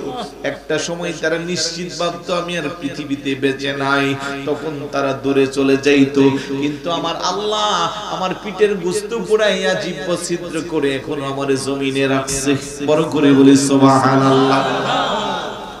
ও আমার কুড়িগ্রামের মায়েরা বাবারা, ওই নবীর সাহাবীর ঈমানের সাথে যদি আপনার আমার ঈমানের তুলনা করা হয়, আমাদের অস্তিত্ব আসেনি? জোরে বলো না সিনি? ঈমানের উপরে টিকে থাকার জন্য এইভাবে এত কষ্ট করলো, জিহ্বাটা ছিদ্র হয়ে গেল, পিঠের গোশত আগুনে পড়লো, তারপরেও কান্দে আর চিন্তা করে পরকালে জান্নাত পাইবে না জাহান্নাম। আল্লাহ আল্লাহ রাসূল খুশি না বেজার। আর আপনিও দাবি করেন ঈমানদার, আমিও দাবি করি ঈমানদার, আপনিও মুসলমান আমিও মুসলমান। মিথ্যা ছাড়তে পারি না, চুগলখুরি বন্ধ করতে পারি না, গীবত ছাড়তে পারি না, দুই ভাইয়ের মধ্যে দ্বন্দ্ব মিটাইতে পারি না, দ্বন্দ্ব শুধু লাগাইয়া দেই, সুদ খাই, ঘুষ খাই, সমাজের মধ্যে খারাপ কাজের মধ্যে নিজেকে সম্পৃক্ত করি। এখন বলেন আপনার আমার তুলনা নবীর সাহাবীদের সাথে কিছুই তো চলে না, কথা কোন ঠিক কিনা? জীবনটারে সংশোধন করা দরকার আছে। আর একটু জোরে বলুন। আজকের মাহফিল থেকে ওয়াদা নিতে হবে, জীবন তো চলে গেল, কারো 40, কারো 50, কারো 60, কারো 70, কারো 80, কারো 90। যুবকরা মনে মনে ভাবতেছে আমাদের এখন রং রঙের সময়। বহু যুবক আছে 15, 20, 25 বছর এখনো নামাজ পড়ে না। আব্বা আম্মা নামাজের কথা বললে মা বাবাকে দমক মারে, মসজিদের ইমাম সাহেব নামাজের কথা বললে ইমাম সাহেবের সামনে যায় না। বন্ধুটা যেটা নামাজ পড়ে ওই বন্ধু যদি নামাজের আহ্বান করে বন্ধুর কথা শুনে না। এখনের যুবকদের কাছে সবচেয়ে প্রিয় জিনিসের নাম হইল কি? আর একটু জোরে বলুন। মোবাইল। একটা ছোট বাচ্চারও যদি আপনি 3 দিন খাবার না দেন সে কান্না করবে না, কিন্তু তার হাতে মোবাইল দিলে দুনিয়ার আর কিছুই তার লাগে না, কথা কোন ঠিক কিনা? একটা সময় আত্মীয়র বাড়িতে আত্মীয় গেলে খুঁজতো হুজুর জায়গা কোথায়, নামাজের মুসল্লা কোথায়, নামাজ পড়তো। আর এখন আত্মীয়র বাড়িতে আত্মীয় যাওয়ার আগে খবর নেই ওদের বাড়িতে ওয়াইফাই আছে, কথা কোন ঠিক? যাওয়ার পরে বালাবুরা পরে সালাম আদাম পরে মামা আগে পাসওয়ার্ডটা দেন, মামা তো বাইরে আগে পাসওয়ার্ডটা দেন। ও যুবক, এই মোবাইলের প্রেমে তুমি আসক্ত হয়ে গেলা, এই মোবাইলের প্রেমে পড়িরা তোমার মা বাবার কথা ভালো লাগে না, ইসলামের হুকুম আহকাম গুলো ভালো লাগে না, কোরআন সুন্নাহর কথাগুলো তোমার ভালো লাগে না।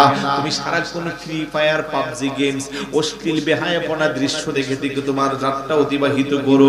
যুবক, একটি বারের জন্য চিন্তা করো, তুমি যে এই অশ্লীল ভিডিওগুলো দেখতে দেখতে ওই মুহূর্তে যদি মালাকুল মউত এসে থাবা দিয়া তোমার জানটাকে কবজ করে নিয়ে যায়, ওই মুহূর্তে যদি তোমার মরণ হয়, তুমি তোমার বিবেককে প্রশ্ন করো তোমার ঠিকানা কি জান্নাত হবে না জাহান্নাম? আর একটু জোরে বলুন। আল্লাহর হাবিব বলে জানাল উয়ুন আন-নাজরু, প্রত্যেকটা অঙ্গ প্রত্যঙ্গের যেন জেনা আছে। চোখের জেনা হলো আপনি যখন অশ্লীল কোনো বেহায়াপনা দৃশ্য দেখবেন, এটা চোখের জেনা। কানের জেনা হলো ওই কান দিয়ে যখন আপনি কোনো ফাহিশা কথা শুনবেন। এইভাবে হাতের জেনা, চোখের জেনা। কারণ হাসরের ময়দানে প্রত্যেকটা অঙ্গ প্রত্যঙ্গ আপনার বিরুদ্ধে আল্লাহর কাছে সাক্ষী দিবে।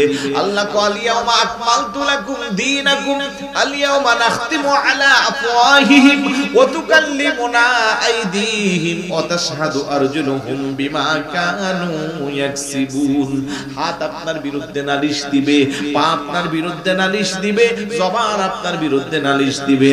আপনি বলবেন রে হাত করে তো দামি দামি লোশন দিয়ে আমি লালন পালন করতাম, ও শরীর ও জবান তোরে তো মজার মজার খাবার দিতাম, অসুস্থ হইলে ডাক্তারের চিকিৎসা দিতাম, আজ তুই আমার বিরুদ্ধে চলে গেলি। জবান বলবে হা, আপনারা যেই জন্য আল্লাহ জবান দিয়েছিল আপনি সেই কাজে জবানকে লাগান নাই। হাত বলবে যে কাজের জন্য আল্লাহ আপনাকে হাত দিয়েছিল আপনি সেই কাজে লাগান নাই। পা বলবে আপনাকে পা দিয়েছিল ভালো কাজে যাওয়ার জন্য, আপনি পা ব্যবহার করে মাহফিলে যান নাই। এই পা ব্যবহার করে আপনি মসজিদে নামাজের জন্য যান নাই। এই পা দিয়ে হেঁটে হেঁটে আপনি গুনাহের কাজে সম্পৃক্ত হয়েছেন, আপনি জানার কাজে গিয়েছেন, আপনি মদের আসরে গিয়েছেন, আপনি জুয়ার আসরে গিয়েছেন। এইভাবে প্রত্যেকটা অঙ্গ প্রত্যঙ্গ আপনার বিরুদ্ধে, আমার বিরুদ্ধে, বান্দার বিরুদ্ধে আল্লাহর আদালতে নালিশ করবে। চিৎকার করে বলি নাউজুবিল্লাহ। এখন সিদ্ধান্তটা আপনার। এই মোবাইলে আসক্ত হয়ে বহু দুর্ঘটনা সমাজে ঘটতেছে, আছে না নাই? একেবারে ছোট 2 বছরের বাচ্চা থেকে শুরু করে 80 বছরের মানুষটাও মোবাইলের প্রেমে পড়ে গেল। এই যে ঘন্টার পর ঘন্টা মোবাইলে চলে যাচ্ছে, এই সময়টা যদি আল্লাহরে ডাকতেন, আল্লাহর হাবিবের উপরে মহব্বত নিয়ে দুরূদ শরীফ পাঠ করতেন, আপনি নিশ্চয়ই আল্লাহর প্রিয় বান্দাদের রূপান্তরিত হইতেন। কথা কোন ঠিক কিনা? তাহলে নবীর সাহাবী এই অবস্থা, নবীর সাহাবী নবীর মহব্বতে এত কষ্ট করলো, তারপরেও চিন্তা করে আল্লাহ আল্লাহ রাসূল খুশি না বেজার। আবার আপনি আমি যদি বিবিকের দুয়ারে প্রশ্ন করি আমাদের কি অবস্থা? উপায় আছে না? আওয়াজ দেন না, আওয়াজে বোঝা যায় আপনাদের আমল ভালো না। ভাই আমাদের আমল খুব খারাপ, তারপরও আল্লাহ আমাদেরকে সব ধরনের নিয়ামত দিয়ে ধন্য করেছে। কথা কোন ঠিক কিনা? ঘুম আসতেছে নাকি? মরণে চেহারা মোবারক দেখিও, আকা কাছে বসে কালে মাটা পরিয়ে দিও। বলেন কাছে বসে কালে মাটা। আপনাদের ঘুম আসতেছে, জন্য ঘুমটারে দূরে সরানোর জন্য মাঝে মধ্যে একটু নাতে রাসূল বললে সমস্যা হবে নাকি? আর একটু জোরে বলুন, হবে? বলেন মরণে চেহারা মোবারক দেখিও, আকা কাছে বসে কালে মাটা পরিয়ে দিও। বলেন কাছে বসে কালে মাটা পরিয়ে। রোজা মোবারকে পারে বারে নিও, কদম মোবারকে চুমিতে দিও। বলেন কদম মোবারকে চুমিতে দিও, আকা রুহটা বের হতে হাসিটা দিও। বলেন রুহটা বের হতে হাসিটা দিও, আকা তোমার মোবারক হাত আমার কপালে দিও।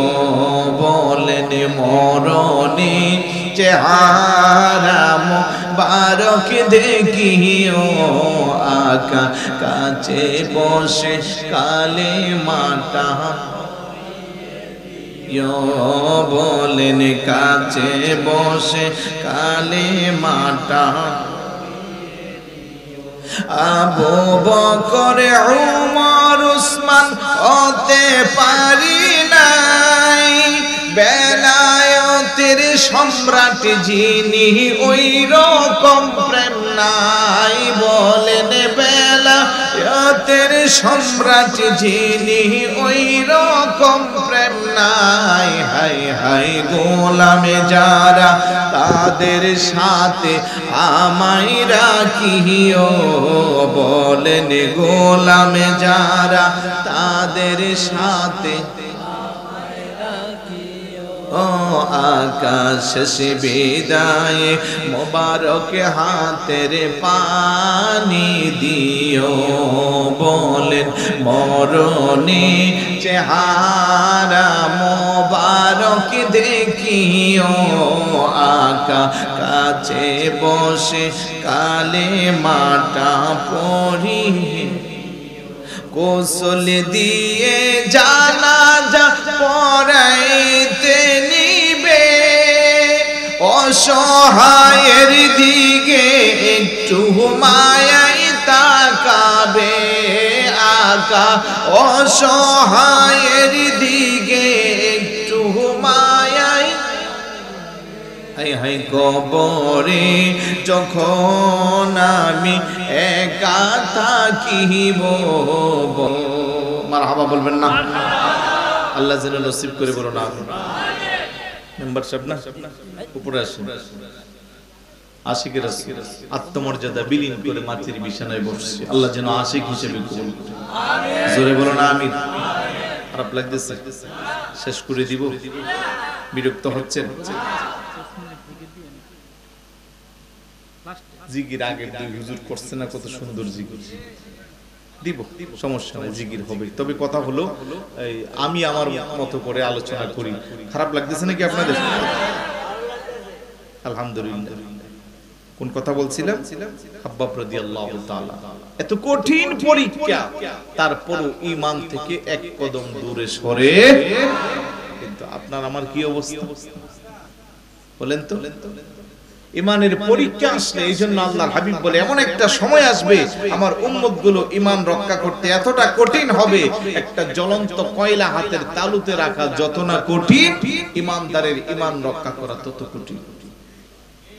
এখন দেখেন না, গুড়ি গ্রামের মসজিদে নামাজ শুরু হইলে একজনে হাত বাঁধে বুকের উপরে, আরেকজন বাঁধে নাভির নিচে, একজনে দ্বারা শালীন ভাবে, আরেকজনের পা একটা উত্তর পাড়া আরেকটা দক্ষিণ পাড়া।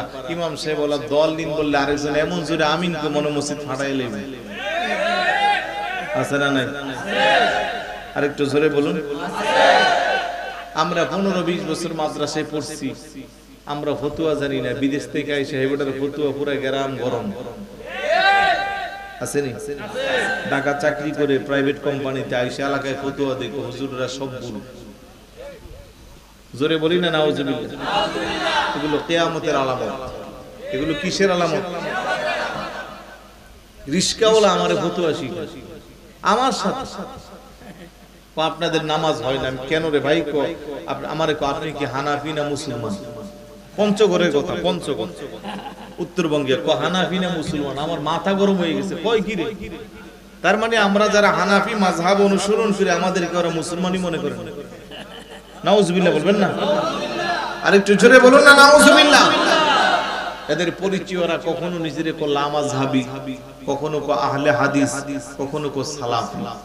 অথচ আপনি এদেরকে সামনে বসাইয়া সারাদিন চাপেন সূরা ফাতিহা বিশুদ্ধভাবে তেলাওয়াত করতে, কিন্তু এলাকাটারে নষ্ট করতেছে। সে কোথায় ছিল? বিদেশে ছিল, মিডল ইস্টে কিংবা কোনো উন্নত কান্ট্রিতে, ইউরোপে ছিল। এখন আইসা এলাকা পুরো মুফতি সব হয়ে গেছে। আর আমরা ঘোড়ার ডিম কাটছি। জীবনে পড়াশোনা কম করি নাই তো, আলহামদুলিল্লাহ, শুকরিয়া আল্লাহর দরবারে। হেফজ শেষ করেছি, আলিয়া মাদ্রাসা থেকে দাখিল করেছি। বাংলাদেশের স্বনামধন্য প্রতিষ্ঠান জামিয়া আহমদিয়া সুন্নি আলিয়া চট্টগ্রাম থেকে আলিম, ফাজিল, কামিল, হাদিস, ফিকহ, তাফসীর, আদব, কামিলে বিভাগ থেকে 4টা, মানে যেটাকে আপনারা মাস্টার্স বলেন বা কওমি অঙ্গনে যেটাকে দাওরা বলেন, ওইখানে বিভাগ আছে কয়টা? 4টা শেষ করেছি। শুকরিয়া, এগুলা কখন না শুকরিয়া আদায় করতেছি। তারপরে ইউনিভার্সিটি থেকে অনার্স করলাম, মাস্টার্স করলাম, বিএড কলেজ থেকে বিএড করেছি, এমএড করেছি। আলিম মুজাব্বিদ নামের আগে কালি আছে না? এটা শুধু এমনি না, এটা একটা সরকারি সনদ। কিন্তু এত কিছু করার পরে আমরা বুঝি না কোরআন, আমরা বুঝি না হাদিস। ওই রিস্কাওয়ালা আমারে হাদিস বোঝা, তো এই দুঃখে মন চায় কচু গাছে ফাঁসি দিয়ে মরি। নাউজুবিল্লাহ বলবেন না?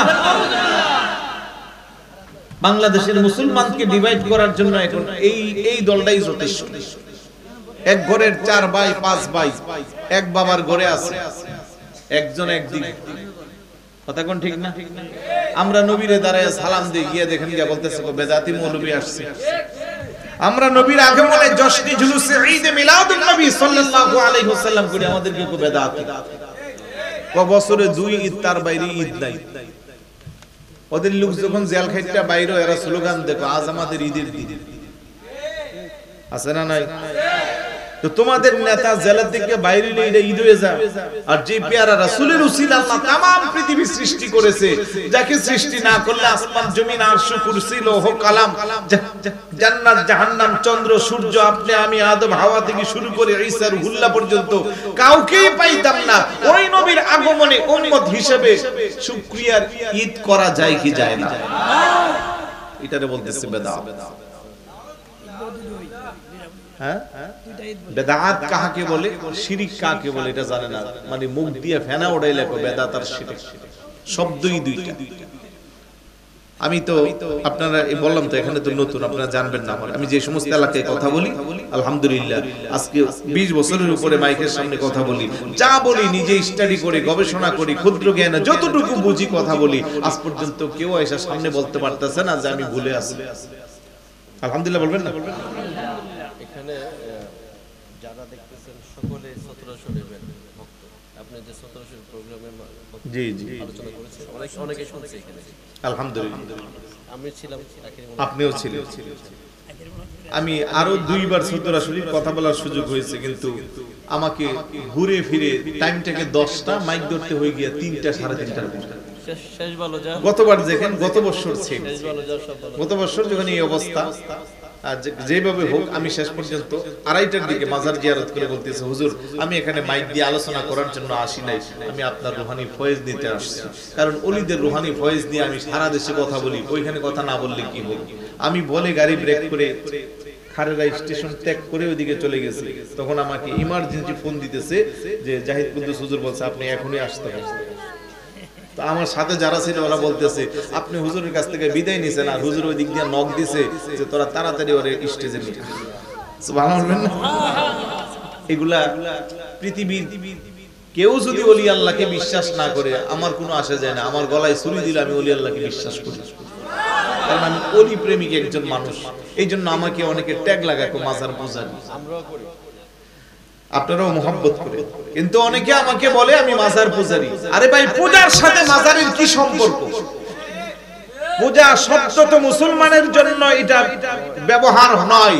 মুসলমান মসজিদে যায় নামাজ আদায় করে, মুসলমান মাদ্রাসা যায় দ্বীনি শিক্ষা অর্জন করে, মুসলমান আল্লাহর ওলির মাজারে যায় জিয়ারত করে। কথা বলেন ঠিক কি না? আল্লাহর হাবিব বলেন আলা ফাজুরুহা ফাইন্নাহা তুযাক্কিরুল আখিরাহ ফাইন্নাহা তুযাক্কিরুল মাউত। তোমরা বেশি পরিমাণের কবর জিয়ারত করো, কবর জিয়ারতের মাধ্যমে মৃত্যুর স্মরণ হয়, কবর জিয়ারতের মাধ্যমে পরকালের স্মরণ হয়। কথা কোন ঠিক কি না? এই ঈদের নামাজ পড়ে কবর জিয়ারত করছেন না? আব্বা আম্মা যাদের নাই সত্যি কথা বলেন তো আপনার মনটা চোখ দিয়ে পানি পড়ছে না? যে আরে আজকে যদি আমার আব্বা থাকতো, আজকে যদি আমার আম্মা থাকতো। আব্বা আম্মা অনেক কষ্ট করছে, আব্বা আম্মা বহুত জনের আব্বা আম্মা আছে জীবনে নতুন কাপড় পরে ঈদ করতে পারে নাই, কিন্তু এখন ওনাদের বাড়িতে বিল্ডিং, ঘরে বাজারের অভাব নাই, এক একজনের 5টা 7টা ঈদের কাপড়। তো ওই সন্তান কাপড়টা গায়ে দেওয়ার আগে চোখ দিয়ে পানি ঝরে। আমার আব্বা থাকলে আজকে আমি 10,000 টাকা দিয়ে একটা পাঞ্জাবি আমার আব্বারে পরাইতাম, কিন্তু আমার আব্বা দুনিয়াতে। আমার আম্মা জীবনে পেট পোড়াইয়া খেতে পারে নাই, আজ আমার ঘরের কোনো কিছুর অভাব নাই, কিন্তু আমার মাটা তো বেঁচে নাই। তো পৃথিবীর সবচেয়ে পাষাণ্ড সন্তানটাও কবর জিয়ারত করলে চোখ দিয়ে পানি আসে। কথা কোন ঠিক না? ঠিক জিয়ারত দেখে কবরটা পিছন দিয়া পশ্চিম দিকে ধোয়া, কি লাগে ওইদিকে আল্লাহ নাই, কবরের পিছন দিয়া পশ্চিম দিকে ধোয়া, এটা বেয়াদবি। আপনি যেই দিকেই থাকেন আপনি তো দোয়া করতেছেন কার কাছে? আল্লাহর কাছে। আরেকটু জোরে বলুন না। তা আপনি ওইদিকে কেন হইতে হবে? আল্লাহ কি সব দিকে নাই? আছে। আপনি যখন নামাজে দাঁড়াইবেন তখন ঠিক আছে, দোয়ার জন্য মোনাজাতের জন্য কোনো কিবলা শর্ত না। দোয়া আপনি যেদিকে ইচ্ছা সেদিকে করতে পারবেন, কারণ আমাদের আকীদা বিশ্বাস আল্লাহ সব দিকে আছে। কথা কোন ঠিক না? যে কথা বলছিলাম মনোযোগ আছে। তো আমরা মাজার জিয়ারত করি, আমাদেরকে খুব পূজারি পূজার সাথে মুসলমানের কোনো সম্পর্ক? পূজা একটা পরিশুদ্ধ, হিন্দু ভাইদের সাথে যায়। পূজার জন্য শর্ত লাগে মূর্তি, পূজার জন্য শর্ত লাগে মন্দির। যারা পূজা করে তারা মন্দিরে যায়, ওখানে মূর্তি আছে। আমাদের ওলিদের মাজারে কি মূর্তি আছে? ওখানে কি মন্দির?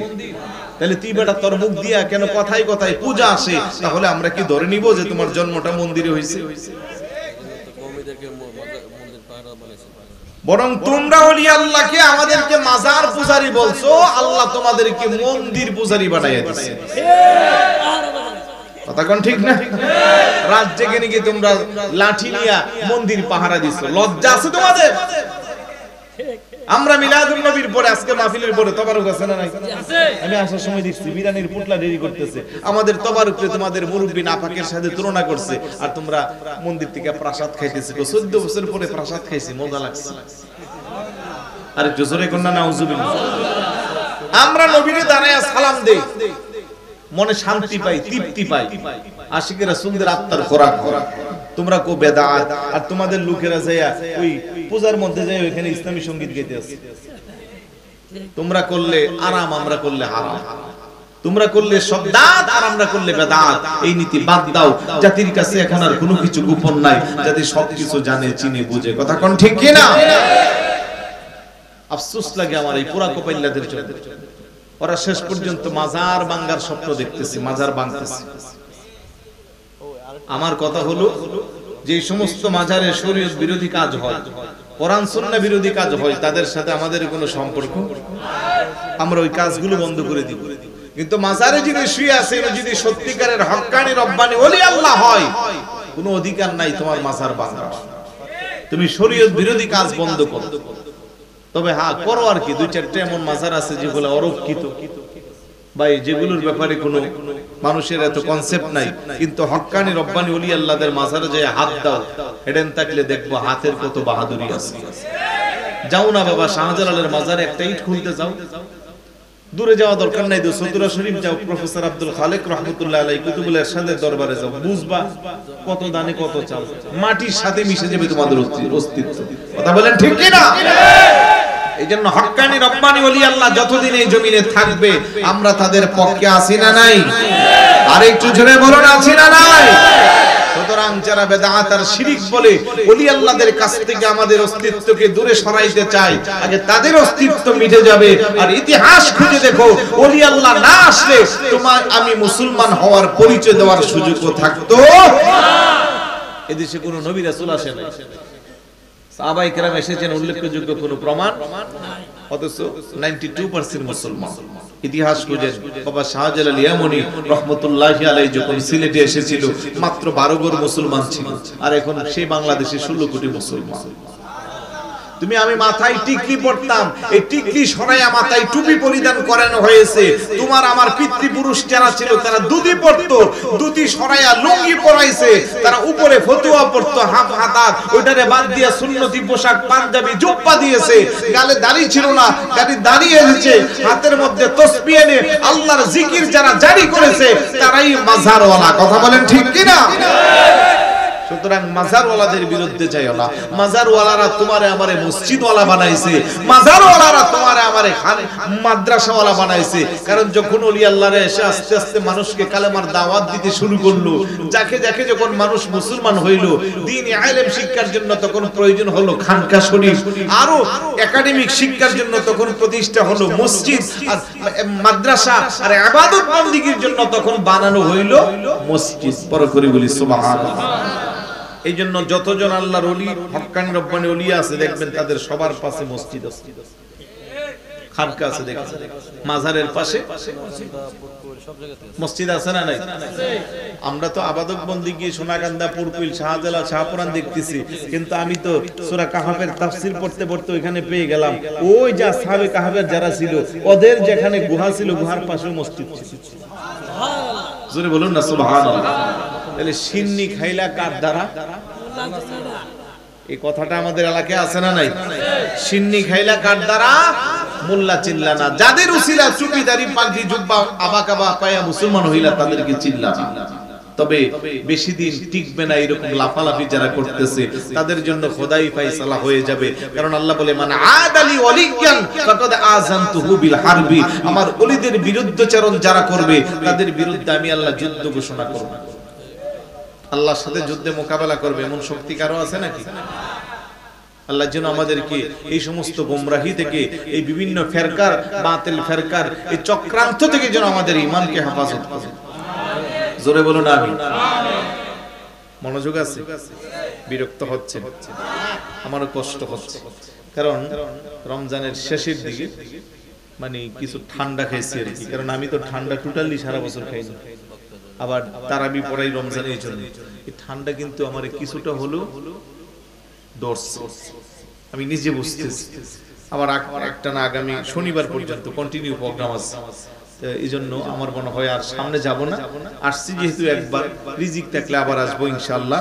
আর আমি তো পালিয়ে যাওয়ার লোক না যে বক্তব্য দিয়া মাঠ গরম করে চলে গেলাম, আমারে খুঁজে পাইবেন না। কারণ যদিও আমার পরিচয় সারা বাংলাদেশের চট্টগ্রাম, কিন্তু আমার বাড়ি নবীনগর থানা, গ্রামও বেশি দূরে না, কোনায় চাটা দিলে বেশিক্ষণ লাগবে না।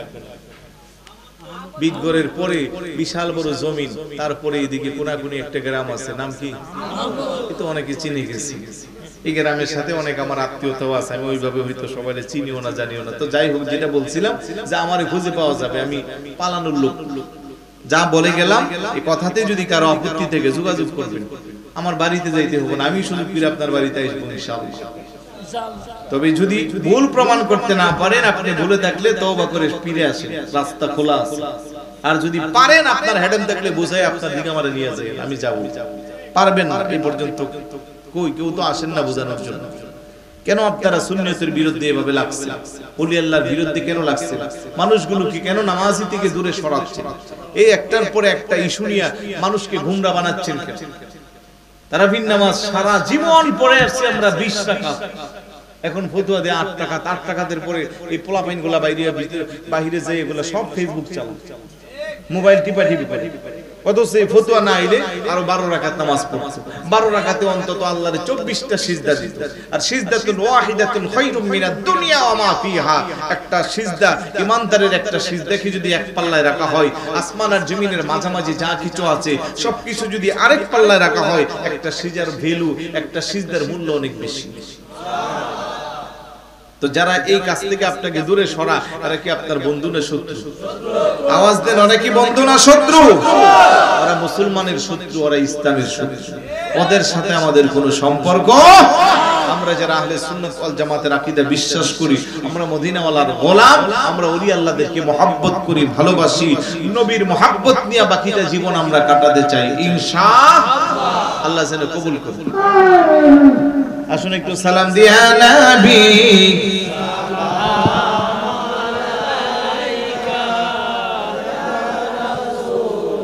সালাম ইয়া হাবিবি সালাম সালাওয়াত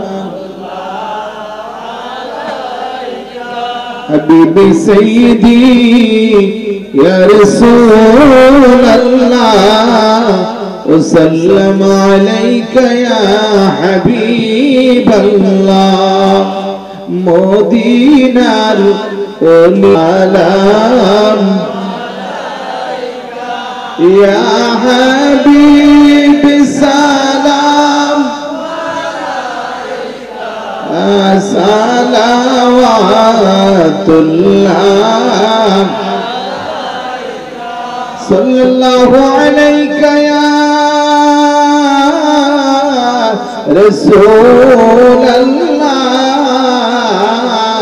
وسلم عليك يا حبيب الله جد جودي পারতাম মদিনা মুছে যেত মনেরই দুঃখ বেদনা দেখিতাম আপনার রওজা শীতল হইতো কলি যায় নবী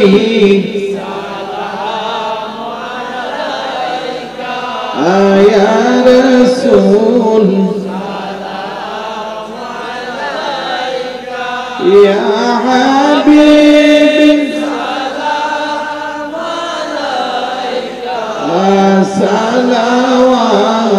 সালাওয়াতুল্লাহ আহলে নবী আসহাবে নবী और शुहदाए कराम गुले बागे रसालत पेला हो सलाम मुस्तफा जाने रहमत पे सलाम शम्ए बज में हिदायत पे गौसे आज़म इमाम का रन्नों का जलवाए शाने कुदरत पेला सलाम मुस्तफा जाने रहमत पेला सलाम शम्ए बज में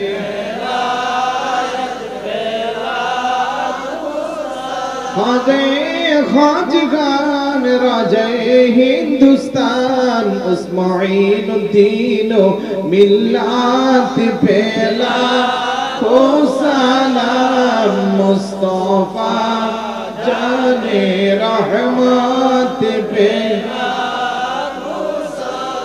हम शम्ए बज में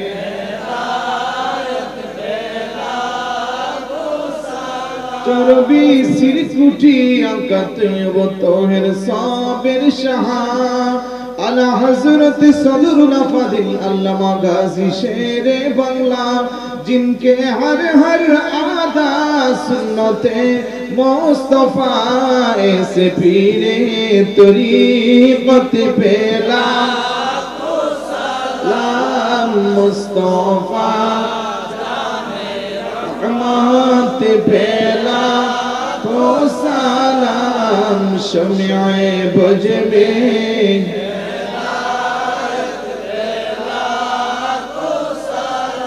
या इलाही सदक़े नालैन शरीफैन रसूल ये सलामी आज जाना हो कबूल मदीने की चाँद हजारों सलाम मदीने की चाँद लाखों सलाम मदीने की चाँद बेहुद सलाम मदीने की चाँद करोड़ों सलाम बलगल उला की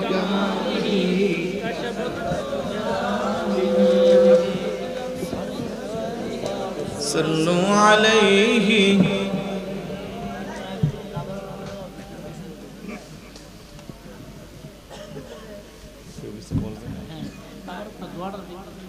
প্যান্ডেলের ডানে বামে যারা বাহিরে অবস্থান করছেন আমি সকলকে দৃষ্টি আকর্ষণ করে বলবো প্যান্ডেলের ভিতরে এসে কাতার ধরে বসে যাওয়ার জন্য দোয়ার মাঝে আপনারা কাতারবদ্ধ হয়ে বসে গেলে তাবারকটা বিতরণ করতে সহজ হবে আপনারা সকলকে সহযোগিতা করার জন্য বিনীতভাবে অনুরোধ করছি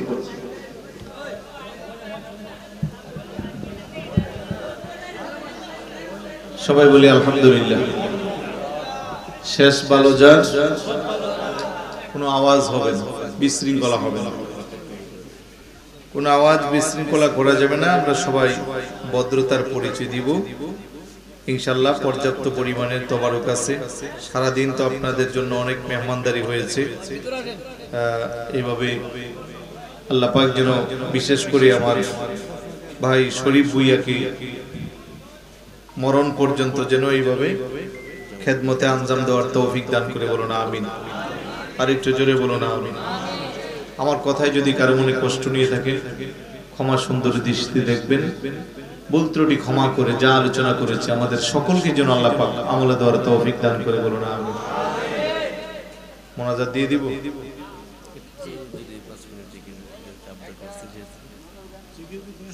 মা অসুস্থ আছে। এই গ্রামে অনেকেই আছে, এই গ্রামে একজন কিন্তু পীর সাহেব আছে, দরবেশ হুজুর, অনেক ভালো ছিল। জি জি, দরবেশ হুজুর, আল্লাহ হুজুরের রুহানি ফয়েজ যেন আমাদের দান করে, বলুন আমিন। রিকোয়েস্ট তো অনেকের আছে, উনার আছে কোরআন তেলাওয়াতের, এদিকে বলতেছেন নাতে রাসূল, এদিকে আবার জিকির। কোরআন তেলাওয়াত হুজুর আর রহমান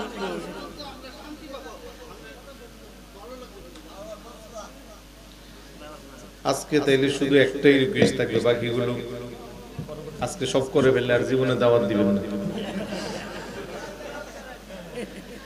আউযু বিল্লাহি মিনাশ শাইতানির রাজীম।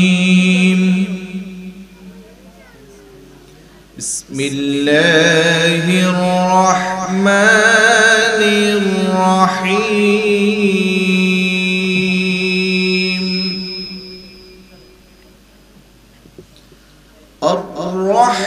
الرحمن علم القرآن خلق الإنسان علمه البيان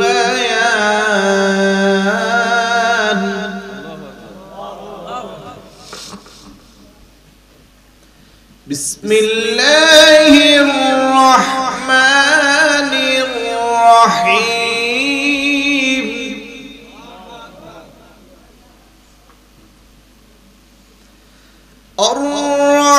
الرحمن علم القرآن خلق الإنسان علمه البيان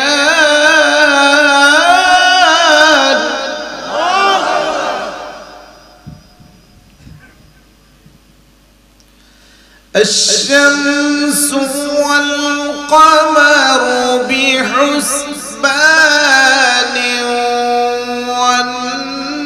والنجم والشجر يسجدان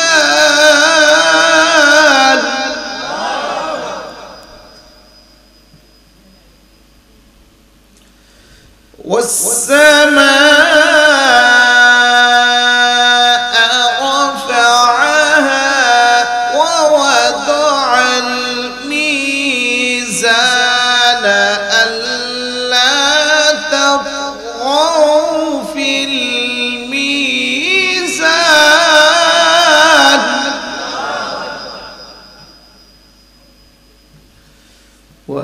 وأقيموا الوزن بالقسط ولا تخسروا الميزان والأرض وضعها للأنام فيها فاكهة والنخل ذات الأكمام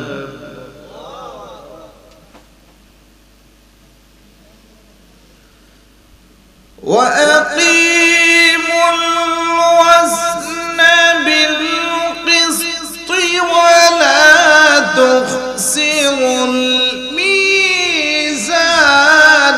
والأرض وضعها للأنام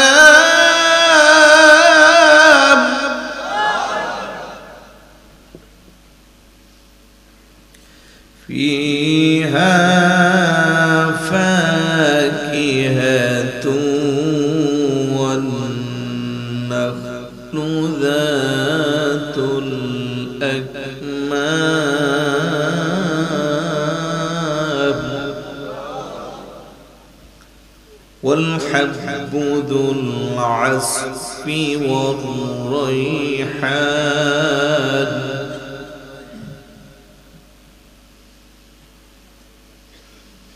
فيها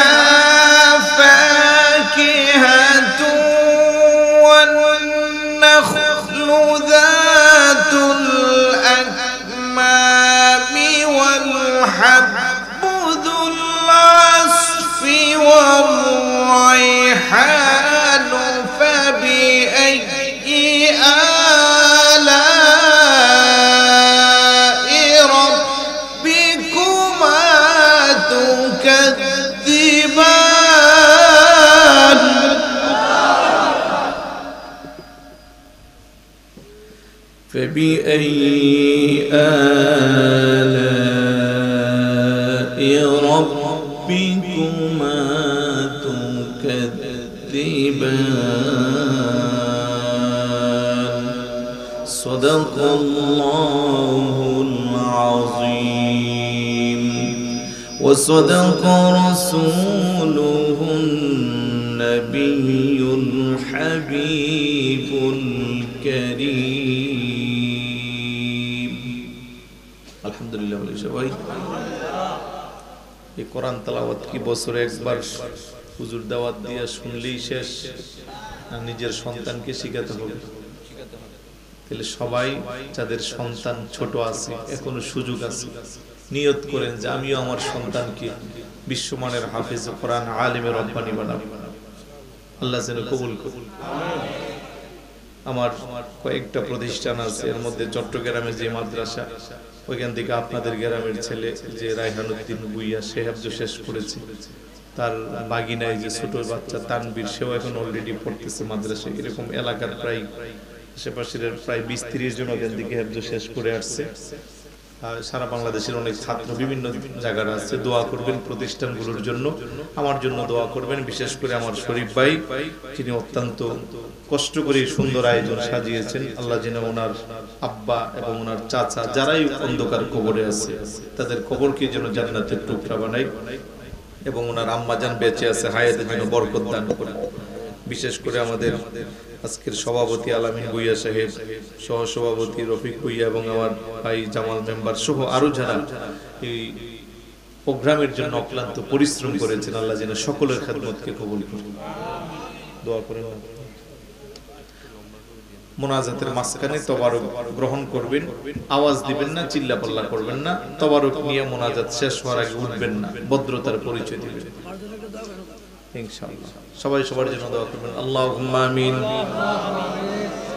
আলহামদুলিল্লাহি রাব্বিল আলামিন ওয়াল আকিবাতু লিল মুত্তাকিন ওয়াস সালাতু ওয়াস সালামু আলা আশরাফিল আমবিয়াই ওয়াল মুরসালিন ওয়া আলা আলিহি ওয়া আসহাবিহি আজমাইন। ربنا آتنا في الدنيا حسنة وفي الآخرة حسنة وقنا عذاب النار وأدخلنا الجنة مع الأبرار يا عزيز يا غفار يا رب العالمين. رب اجعلني مقيم الصلاة ومن ذريتي ربنا وتقبل دعاء.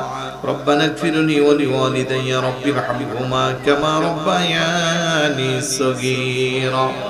রব্বুল আলামিন গুরিগ্রাম উত্তরপাড়া মরহুম মোহাম্মদ সুলতান ভুইয়া সাহেবের বাড়ির উদ্যোগে আল্লাহ আজকের এই বিশাল আজিমুশান 20তম ইসলামী সুন্নি মহাসম্মেলনে বসে দেখুন যা আলোচনা করেছি, ওলামায়ে কেরাম যা আলোচনা করেছে, তোমার হাবিবের উপরে দরুদ ও সালাম মিলাদ ও কিয়াম পাঠ করা হয়েছে। ভুল ত্রুটি ক্ষমা করে হাদিয়াটুকুন যাহা কবুল করেছো, লক্ষ লক্ষ কোটি কোটি গুণে বাড়াইয়া সর্বপ্রথম কামাওলা তাজদারে মদিনা উম্মতের কান্ডারি দুকুলের সাথী হায়াতুন নবী নূরের নবী জিন্দা নবীর নূরানী রওজা মুবারকে পৌঁছিয়ে দাও। সমস্ত সাহাবায়ে কেরাম, তাবি তাবিঈন, মুজতাহিদিন, খুলাফায়ে রাশিদিন, শুহাদায়ে সালিহিন, পীরুল গাউস, কুতুব আবদাল, উলামা, ফুকাহা, বুলাগা, নুজামা, মুহাদ্দিসিন, মুফাসসিরিন, আইম্মে শরীয়ত, আইম্মে তরিকত যে যেখানে আছেন প্রত্যেকের রূহে পাকে হাদিয়া পৌঁছিয়ে দাও। বাবা শাহজালাল ইয়ামুনি, শাহপুরান ইয়ামুনি সহ 360 আউলিয়া, চট্টগ্রামের 12 আউলিয়া, বরহক সিলসিলার যত মাশায়েখ যে যেখানে আছেন প্রত্যেকের রূহে পাকে হাদিয়া পৌঁছিয়ে দাও। আল্লাহ বিশেষ করে সতরার জমিনে হাদিয়া পৌঁছিয়ে দাও। আল্লাহ বিশেষ করে এই গ্রামে দরবেশ আবু বকর সিদ্দিক রাহমাতুল্লাহ আলাইহির হুজুরের রূহে পাকে হাদিয়া পৌঁছিয়ে দাও।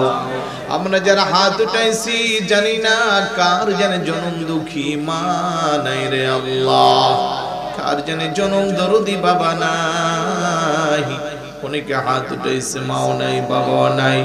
মা হারা সন্তানেরা যারা মায়ের কথা স্মরণ করলাম, বাবা হারা সন্তানেরা যারা বাবার কথা স্মরণ করলাম, জনম দরদি আব্বা আম্মার কবরটাকে তুমি জান্নাতের টুকরা বানিয়ে দাও। দাদা দাদি নানা নানি আত্মীয় পিতৃবংশ মাতৃবংশ শ্বশুর শাশুড়ি যাদের অন্ধকার কবরে প্রত্যেকের কবরটাকে তুমি জান্নাতের টুকরা বানিয়ে দাও। আজকের মাহফিলকে সাজাইতে যাইয়া যারা টাকা দিয়া পয়সা দিয়া বদ্ধ দিয়া শ্রম দিয়া এত সুন্দর করে আয়োজন করে সাজাইলো, আজকের মাহফিল আমাদের সকলের জন্য তুমি নাজাতের ব্যবস্থা করে দাও আল্লাহ। বিশেষ করে জনাব শরীফ ভুইয়া সাহেব আল্লাহ অত্যন্ত পরিশ্রম করে মাহফিলটিকে সুন্দর ইন্তজামে আয়োজন দিয়েছেন আল্লাহ। ওনার হকে মাহফিল কি তুমি কবুল আর মঞ্জুর করে নাও। ওনার আব্বার কবরটাকে জান্নাতের টুকরা বানিয়ে দাও, চাচার কবরটাকে জান্নাতের টুকরা বানিয়ে দাও। আম্মা জান বেঁচে আছে হায়াতের মধ্যে কোটি কোটি বরকত দাও আল্লাহ। আমি গুনাহগারের সাথে যারা হাত উঠাইছে আল্লাহ, কার মনে কি নেক তামান্না কামনা বাসনা তোমার তো জানার বাকি নাই, প্রত্যেকের মনের নেক মাকাসিদ গুলো তুমি কবুল আর মঞ্জুর করে নাও রব্বুল আলামিন। মাহফিলকে কিয়ামত পর্যন্ত তুমি কায়েম আর দায়েম রাখিও আল্লাহ। বিশেষ করে ফিলিস্তিনের নির্যাতিত মুসলমানদের প্রতি তুমি খাস রহমার করম নাজিল করো আল্লাহ। ভারত কাশ্মীর সহ যে সমস্ত জায়গায় মুসলমান ভাইরা পরাধীন আছে তাদেরকে তুমি স্বাধীন করে দাও, মুসলমানদের হারানো ঐতিহ্যকে তুমি ফিরিয়ে দাও আল্লাহ। বিশেষ করে পর্দার অন্তরালের মা বোনেরা হাত উঠাইছে, প্রত্যেকটা মা বোনকে রাবিয়া বসরির মতো ওলি বানিয়ে দাও। খাতুনে জান্নাত মা ফাতেমা রাদিয়াল্লাহু তাআলা আনহার জিন্দেগি নসিব করো আল্লাহ। বিশেষ করে আজকের মাহফিলের সভাপতি সহ সভাপতি আরো যারা অতিথিরা আছেন আল্লাহ, জামাল ভুইয়া সাহেব সহ প্রত্যেকের হকের মধ্যে দোয়ার হাদিয়াকে মঞ্জুর করে নাও আল্লাহ। বিশেষ করে মাওলানা মাহতাবুর রহমান হুজুর দোয়া চেয়েছে, ওনার হকে দোয়ার হাদিয়াকে মঞ্জুর করে নাও। যাদের নাম নিলাম যাদের নাম নিলাম না তুমি তো অন্তরের খবর জানো আল্লাহ, প্রত্যেকের নামে নামে হকে হকে দোয়ার হাদিয়াকে তুমি কবুল আর মঞ্জুর করে নাও। আমাদেরকে আহলে সুন্নাত ওয়াল জামাতের আকীদার উপর অটুট থাকার তৌফিক দাও। হক্কানি রব্বানি ওলি আল্লাহদের রুহানি ফয়েজ দিয়ে আমাদের জীবনকে তুমি ধন্য করে দাও। বাংলাদেশের প্রতি খাস রহমার করম নাজিল করো আল্লাহ। আমরা যারা হাত উঠিয়েছি জীবন একবার হলেও হজ্জে বাইতুল্লাহ জিয়ারতে মদিনা নসিব করেও, যারা দেখছে বারবার দেখার তৌফিক দাও আল্লাহ। জানি না কার জন্য জানে জীবনের শেষ মাহফিল রে আল্লাহ, কার জন্য জানে জীবনের শেষ মুনাজাত আল্লাহ। আমাদের আমল নামা থেকে গুনাহগুলো তুমি মুছে দাও। আমরা যতই গুনাহ করি তার সবকিছুর পর আমাদের একটাই পরিচয়, আমরা তোমার হাবিবুল্লাহর উম্মত। তোমার হাবিবের উসিলা আমাদের तमाम জীবনের গুনাহগুলো ক্ষমা করে দাও। রব্বানা তাকাব্বাল মিন্না ফিদ দুনিয়া জিয়ারাতান নবী সাল্লাল্লাহু আলাইহি ওয়াসাল্লাম ওয়া ফিল আখিরাতি শাফাআতুহু ওয়া আরিনা ওয়াজহাহু ওয়াসকিনা মিন হাউজিহি শারবাতান লা নাসমাউ বা'দাহু আবাদা। ربنا اغفر لي ولوالدي رب ارحمهما كما ربياني صغيرا رب ارحمهما كما ربياني। শেষ বুনিয়াদ তোমার দরবারে মরণের কালে মোদের পাপী জবানে মধুর কালমা জারি করে দিও লা ইলাহা ইল্লাল্লাহ মুহাম্মাদুর রাসূলুল্লাহ। আসসালামু আলাইকুম।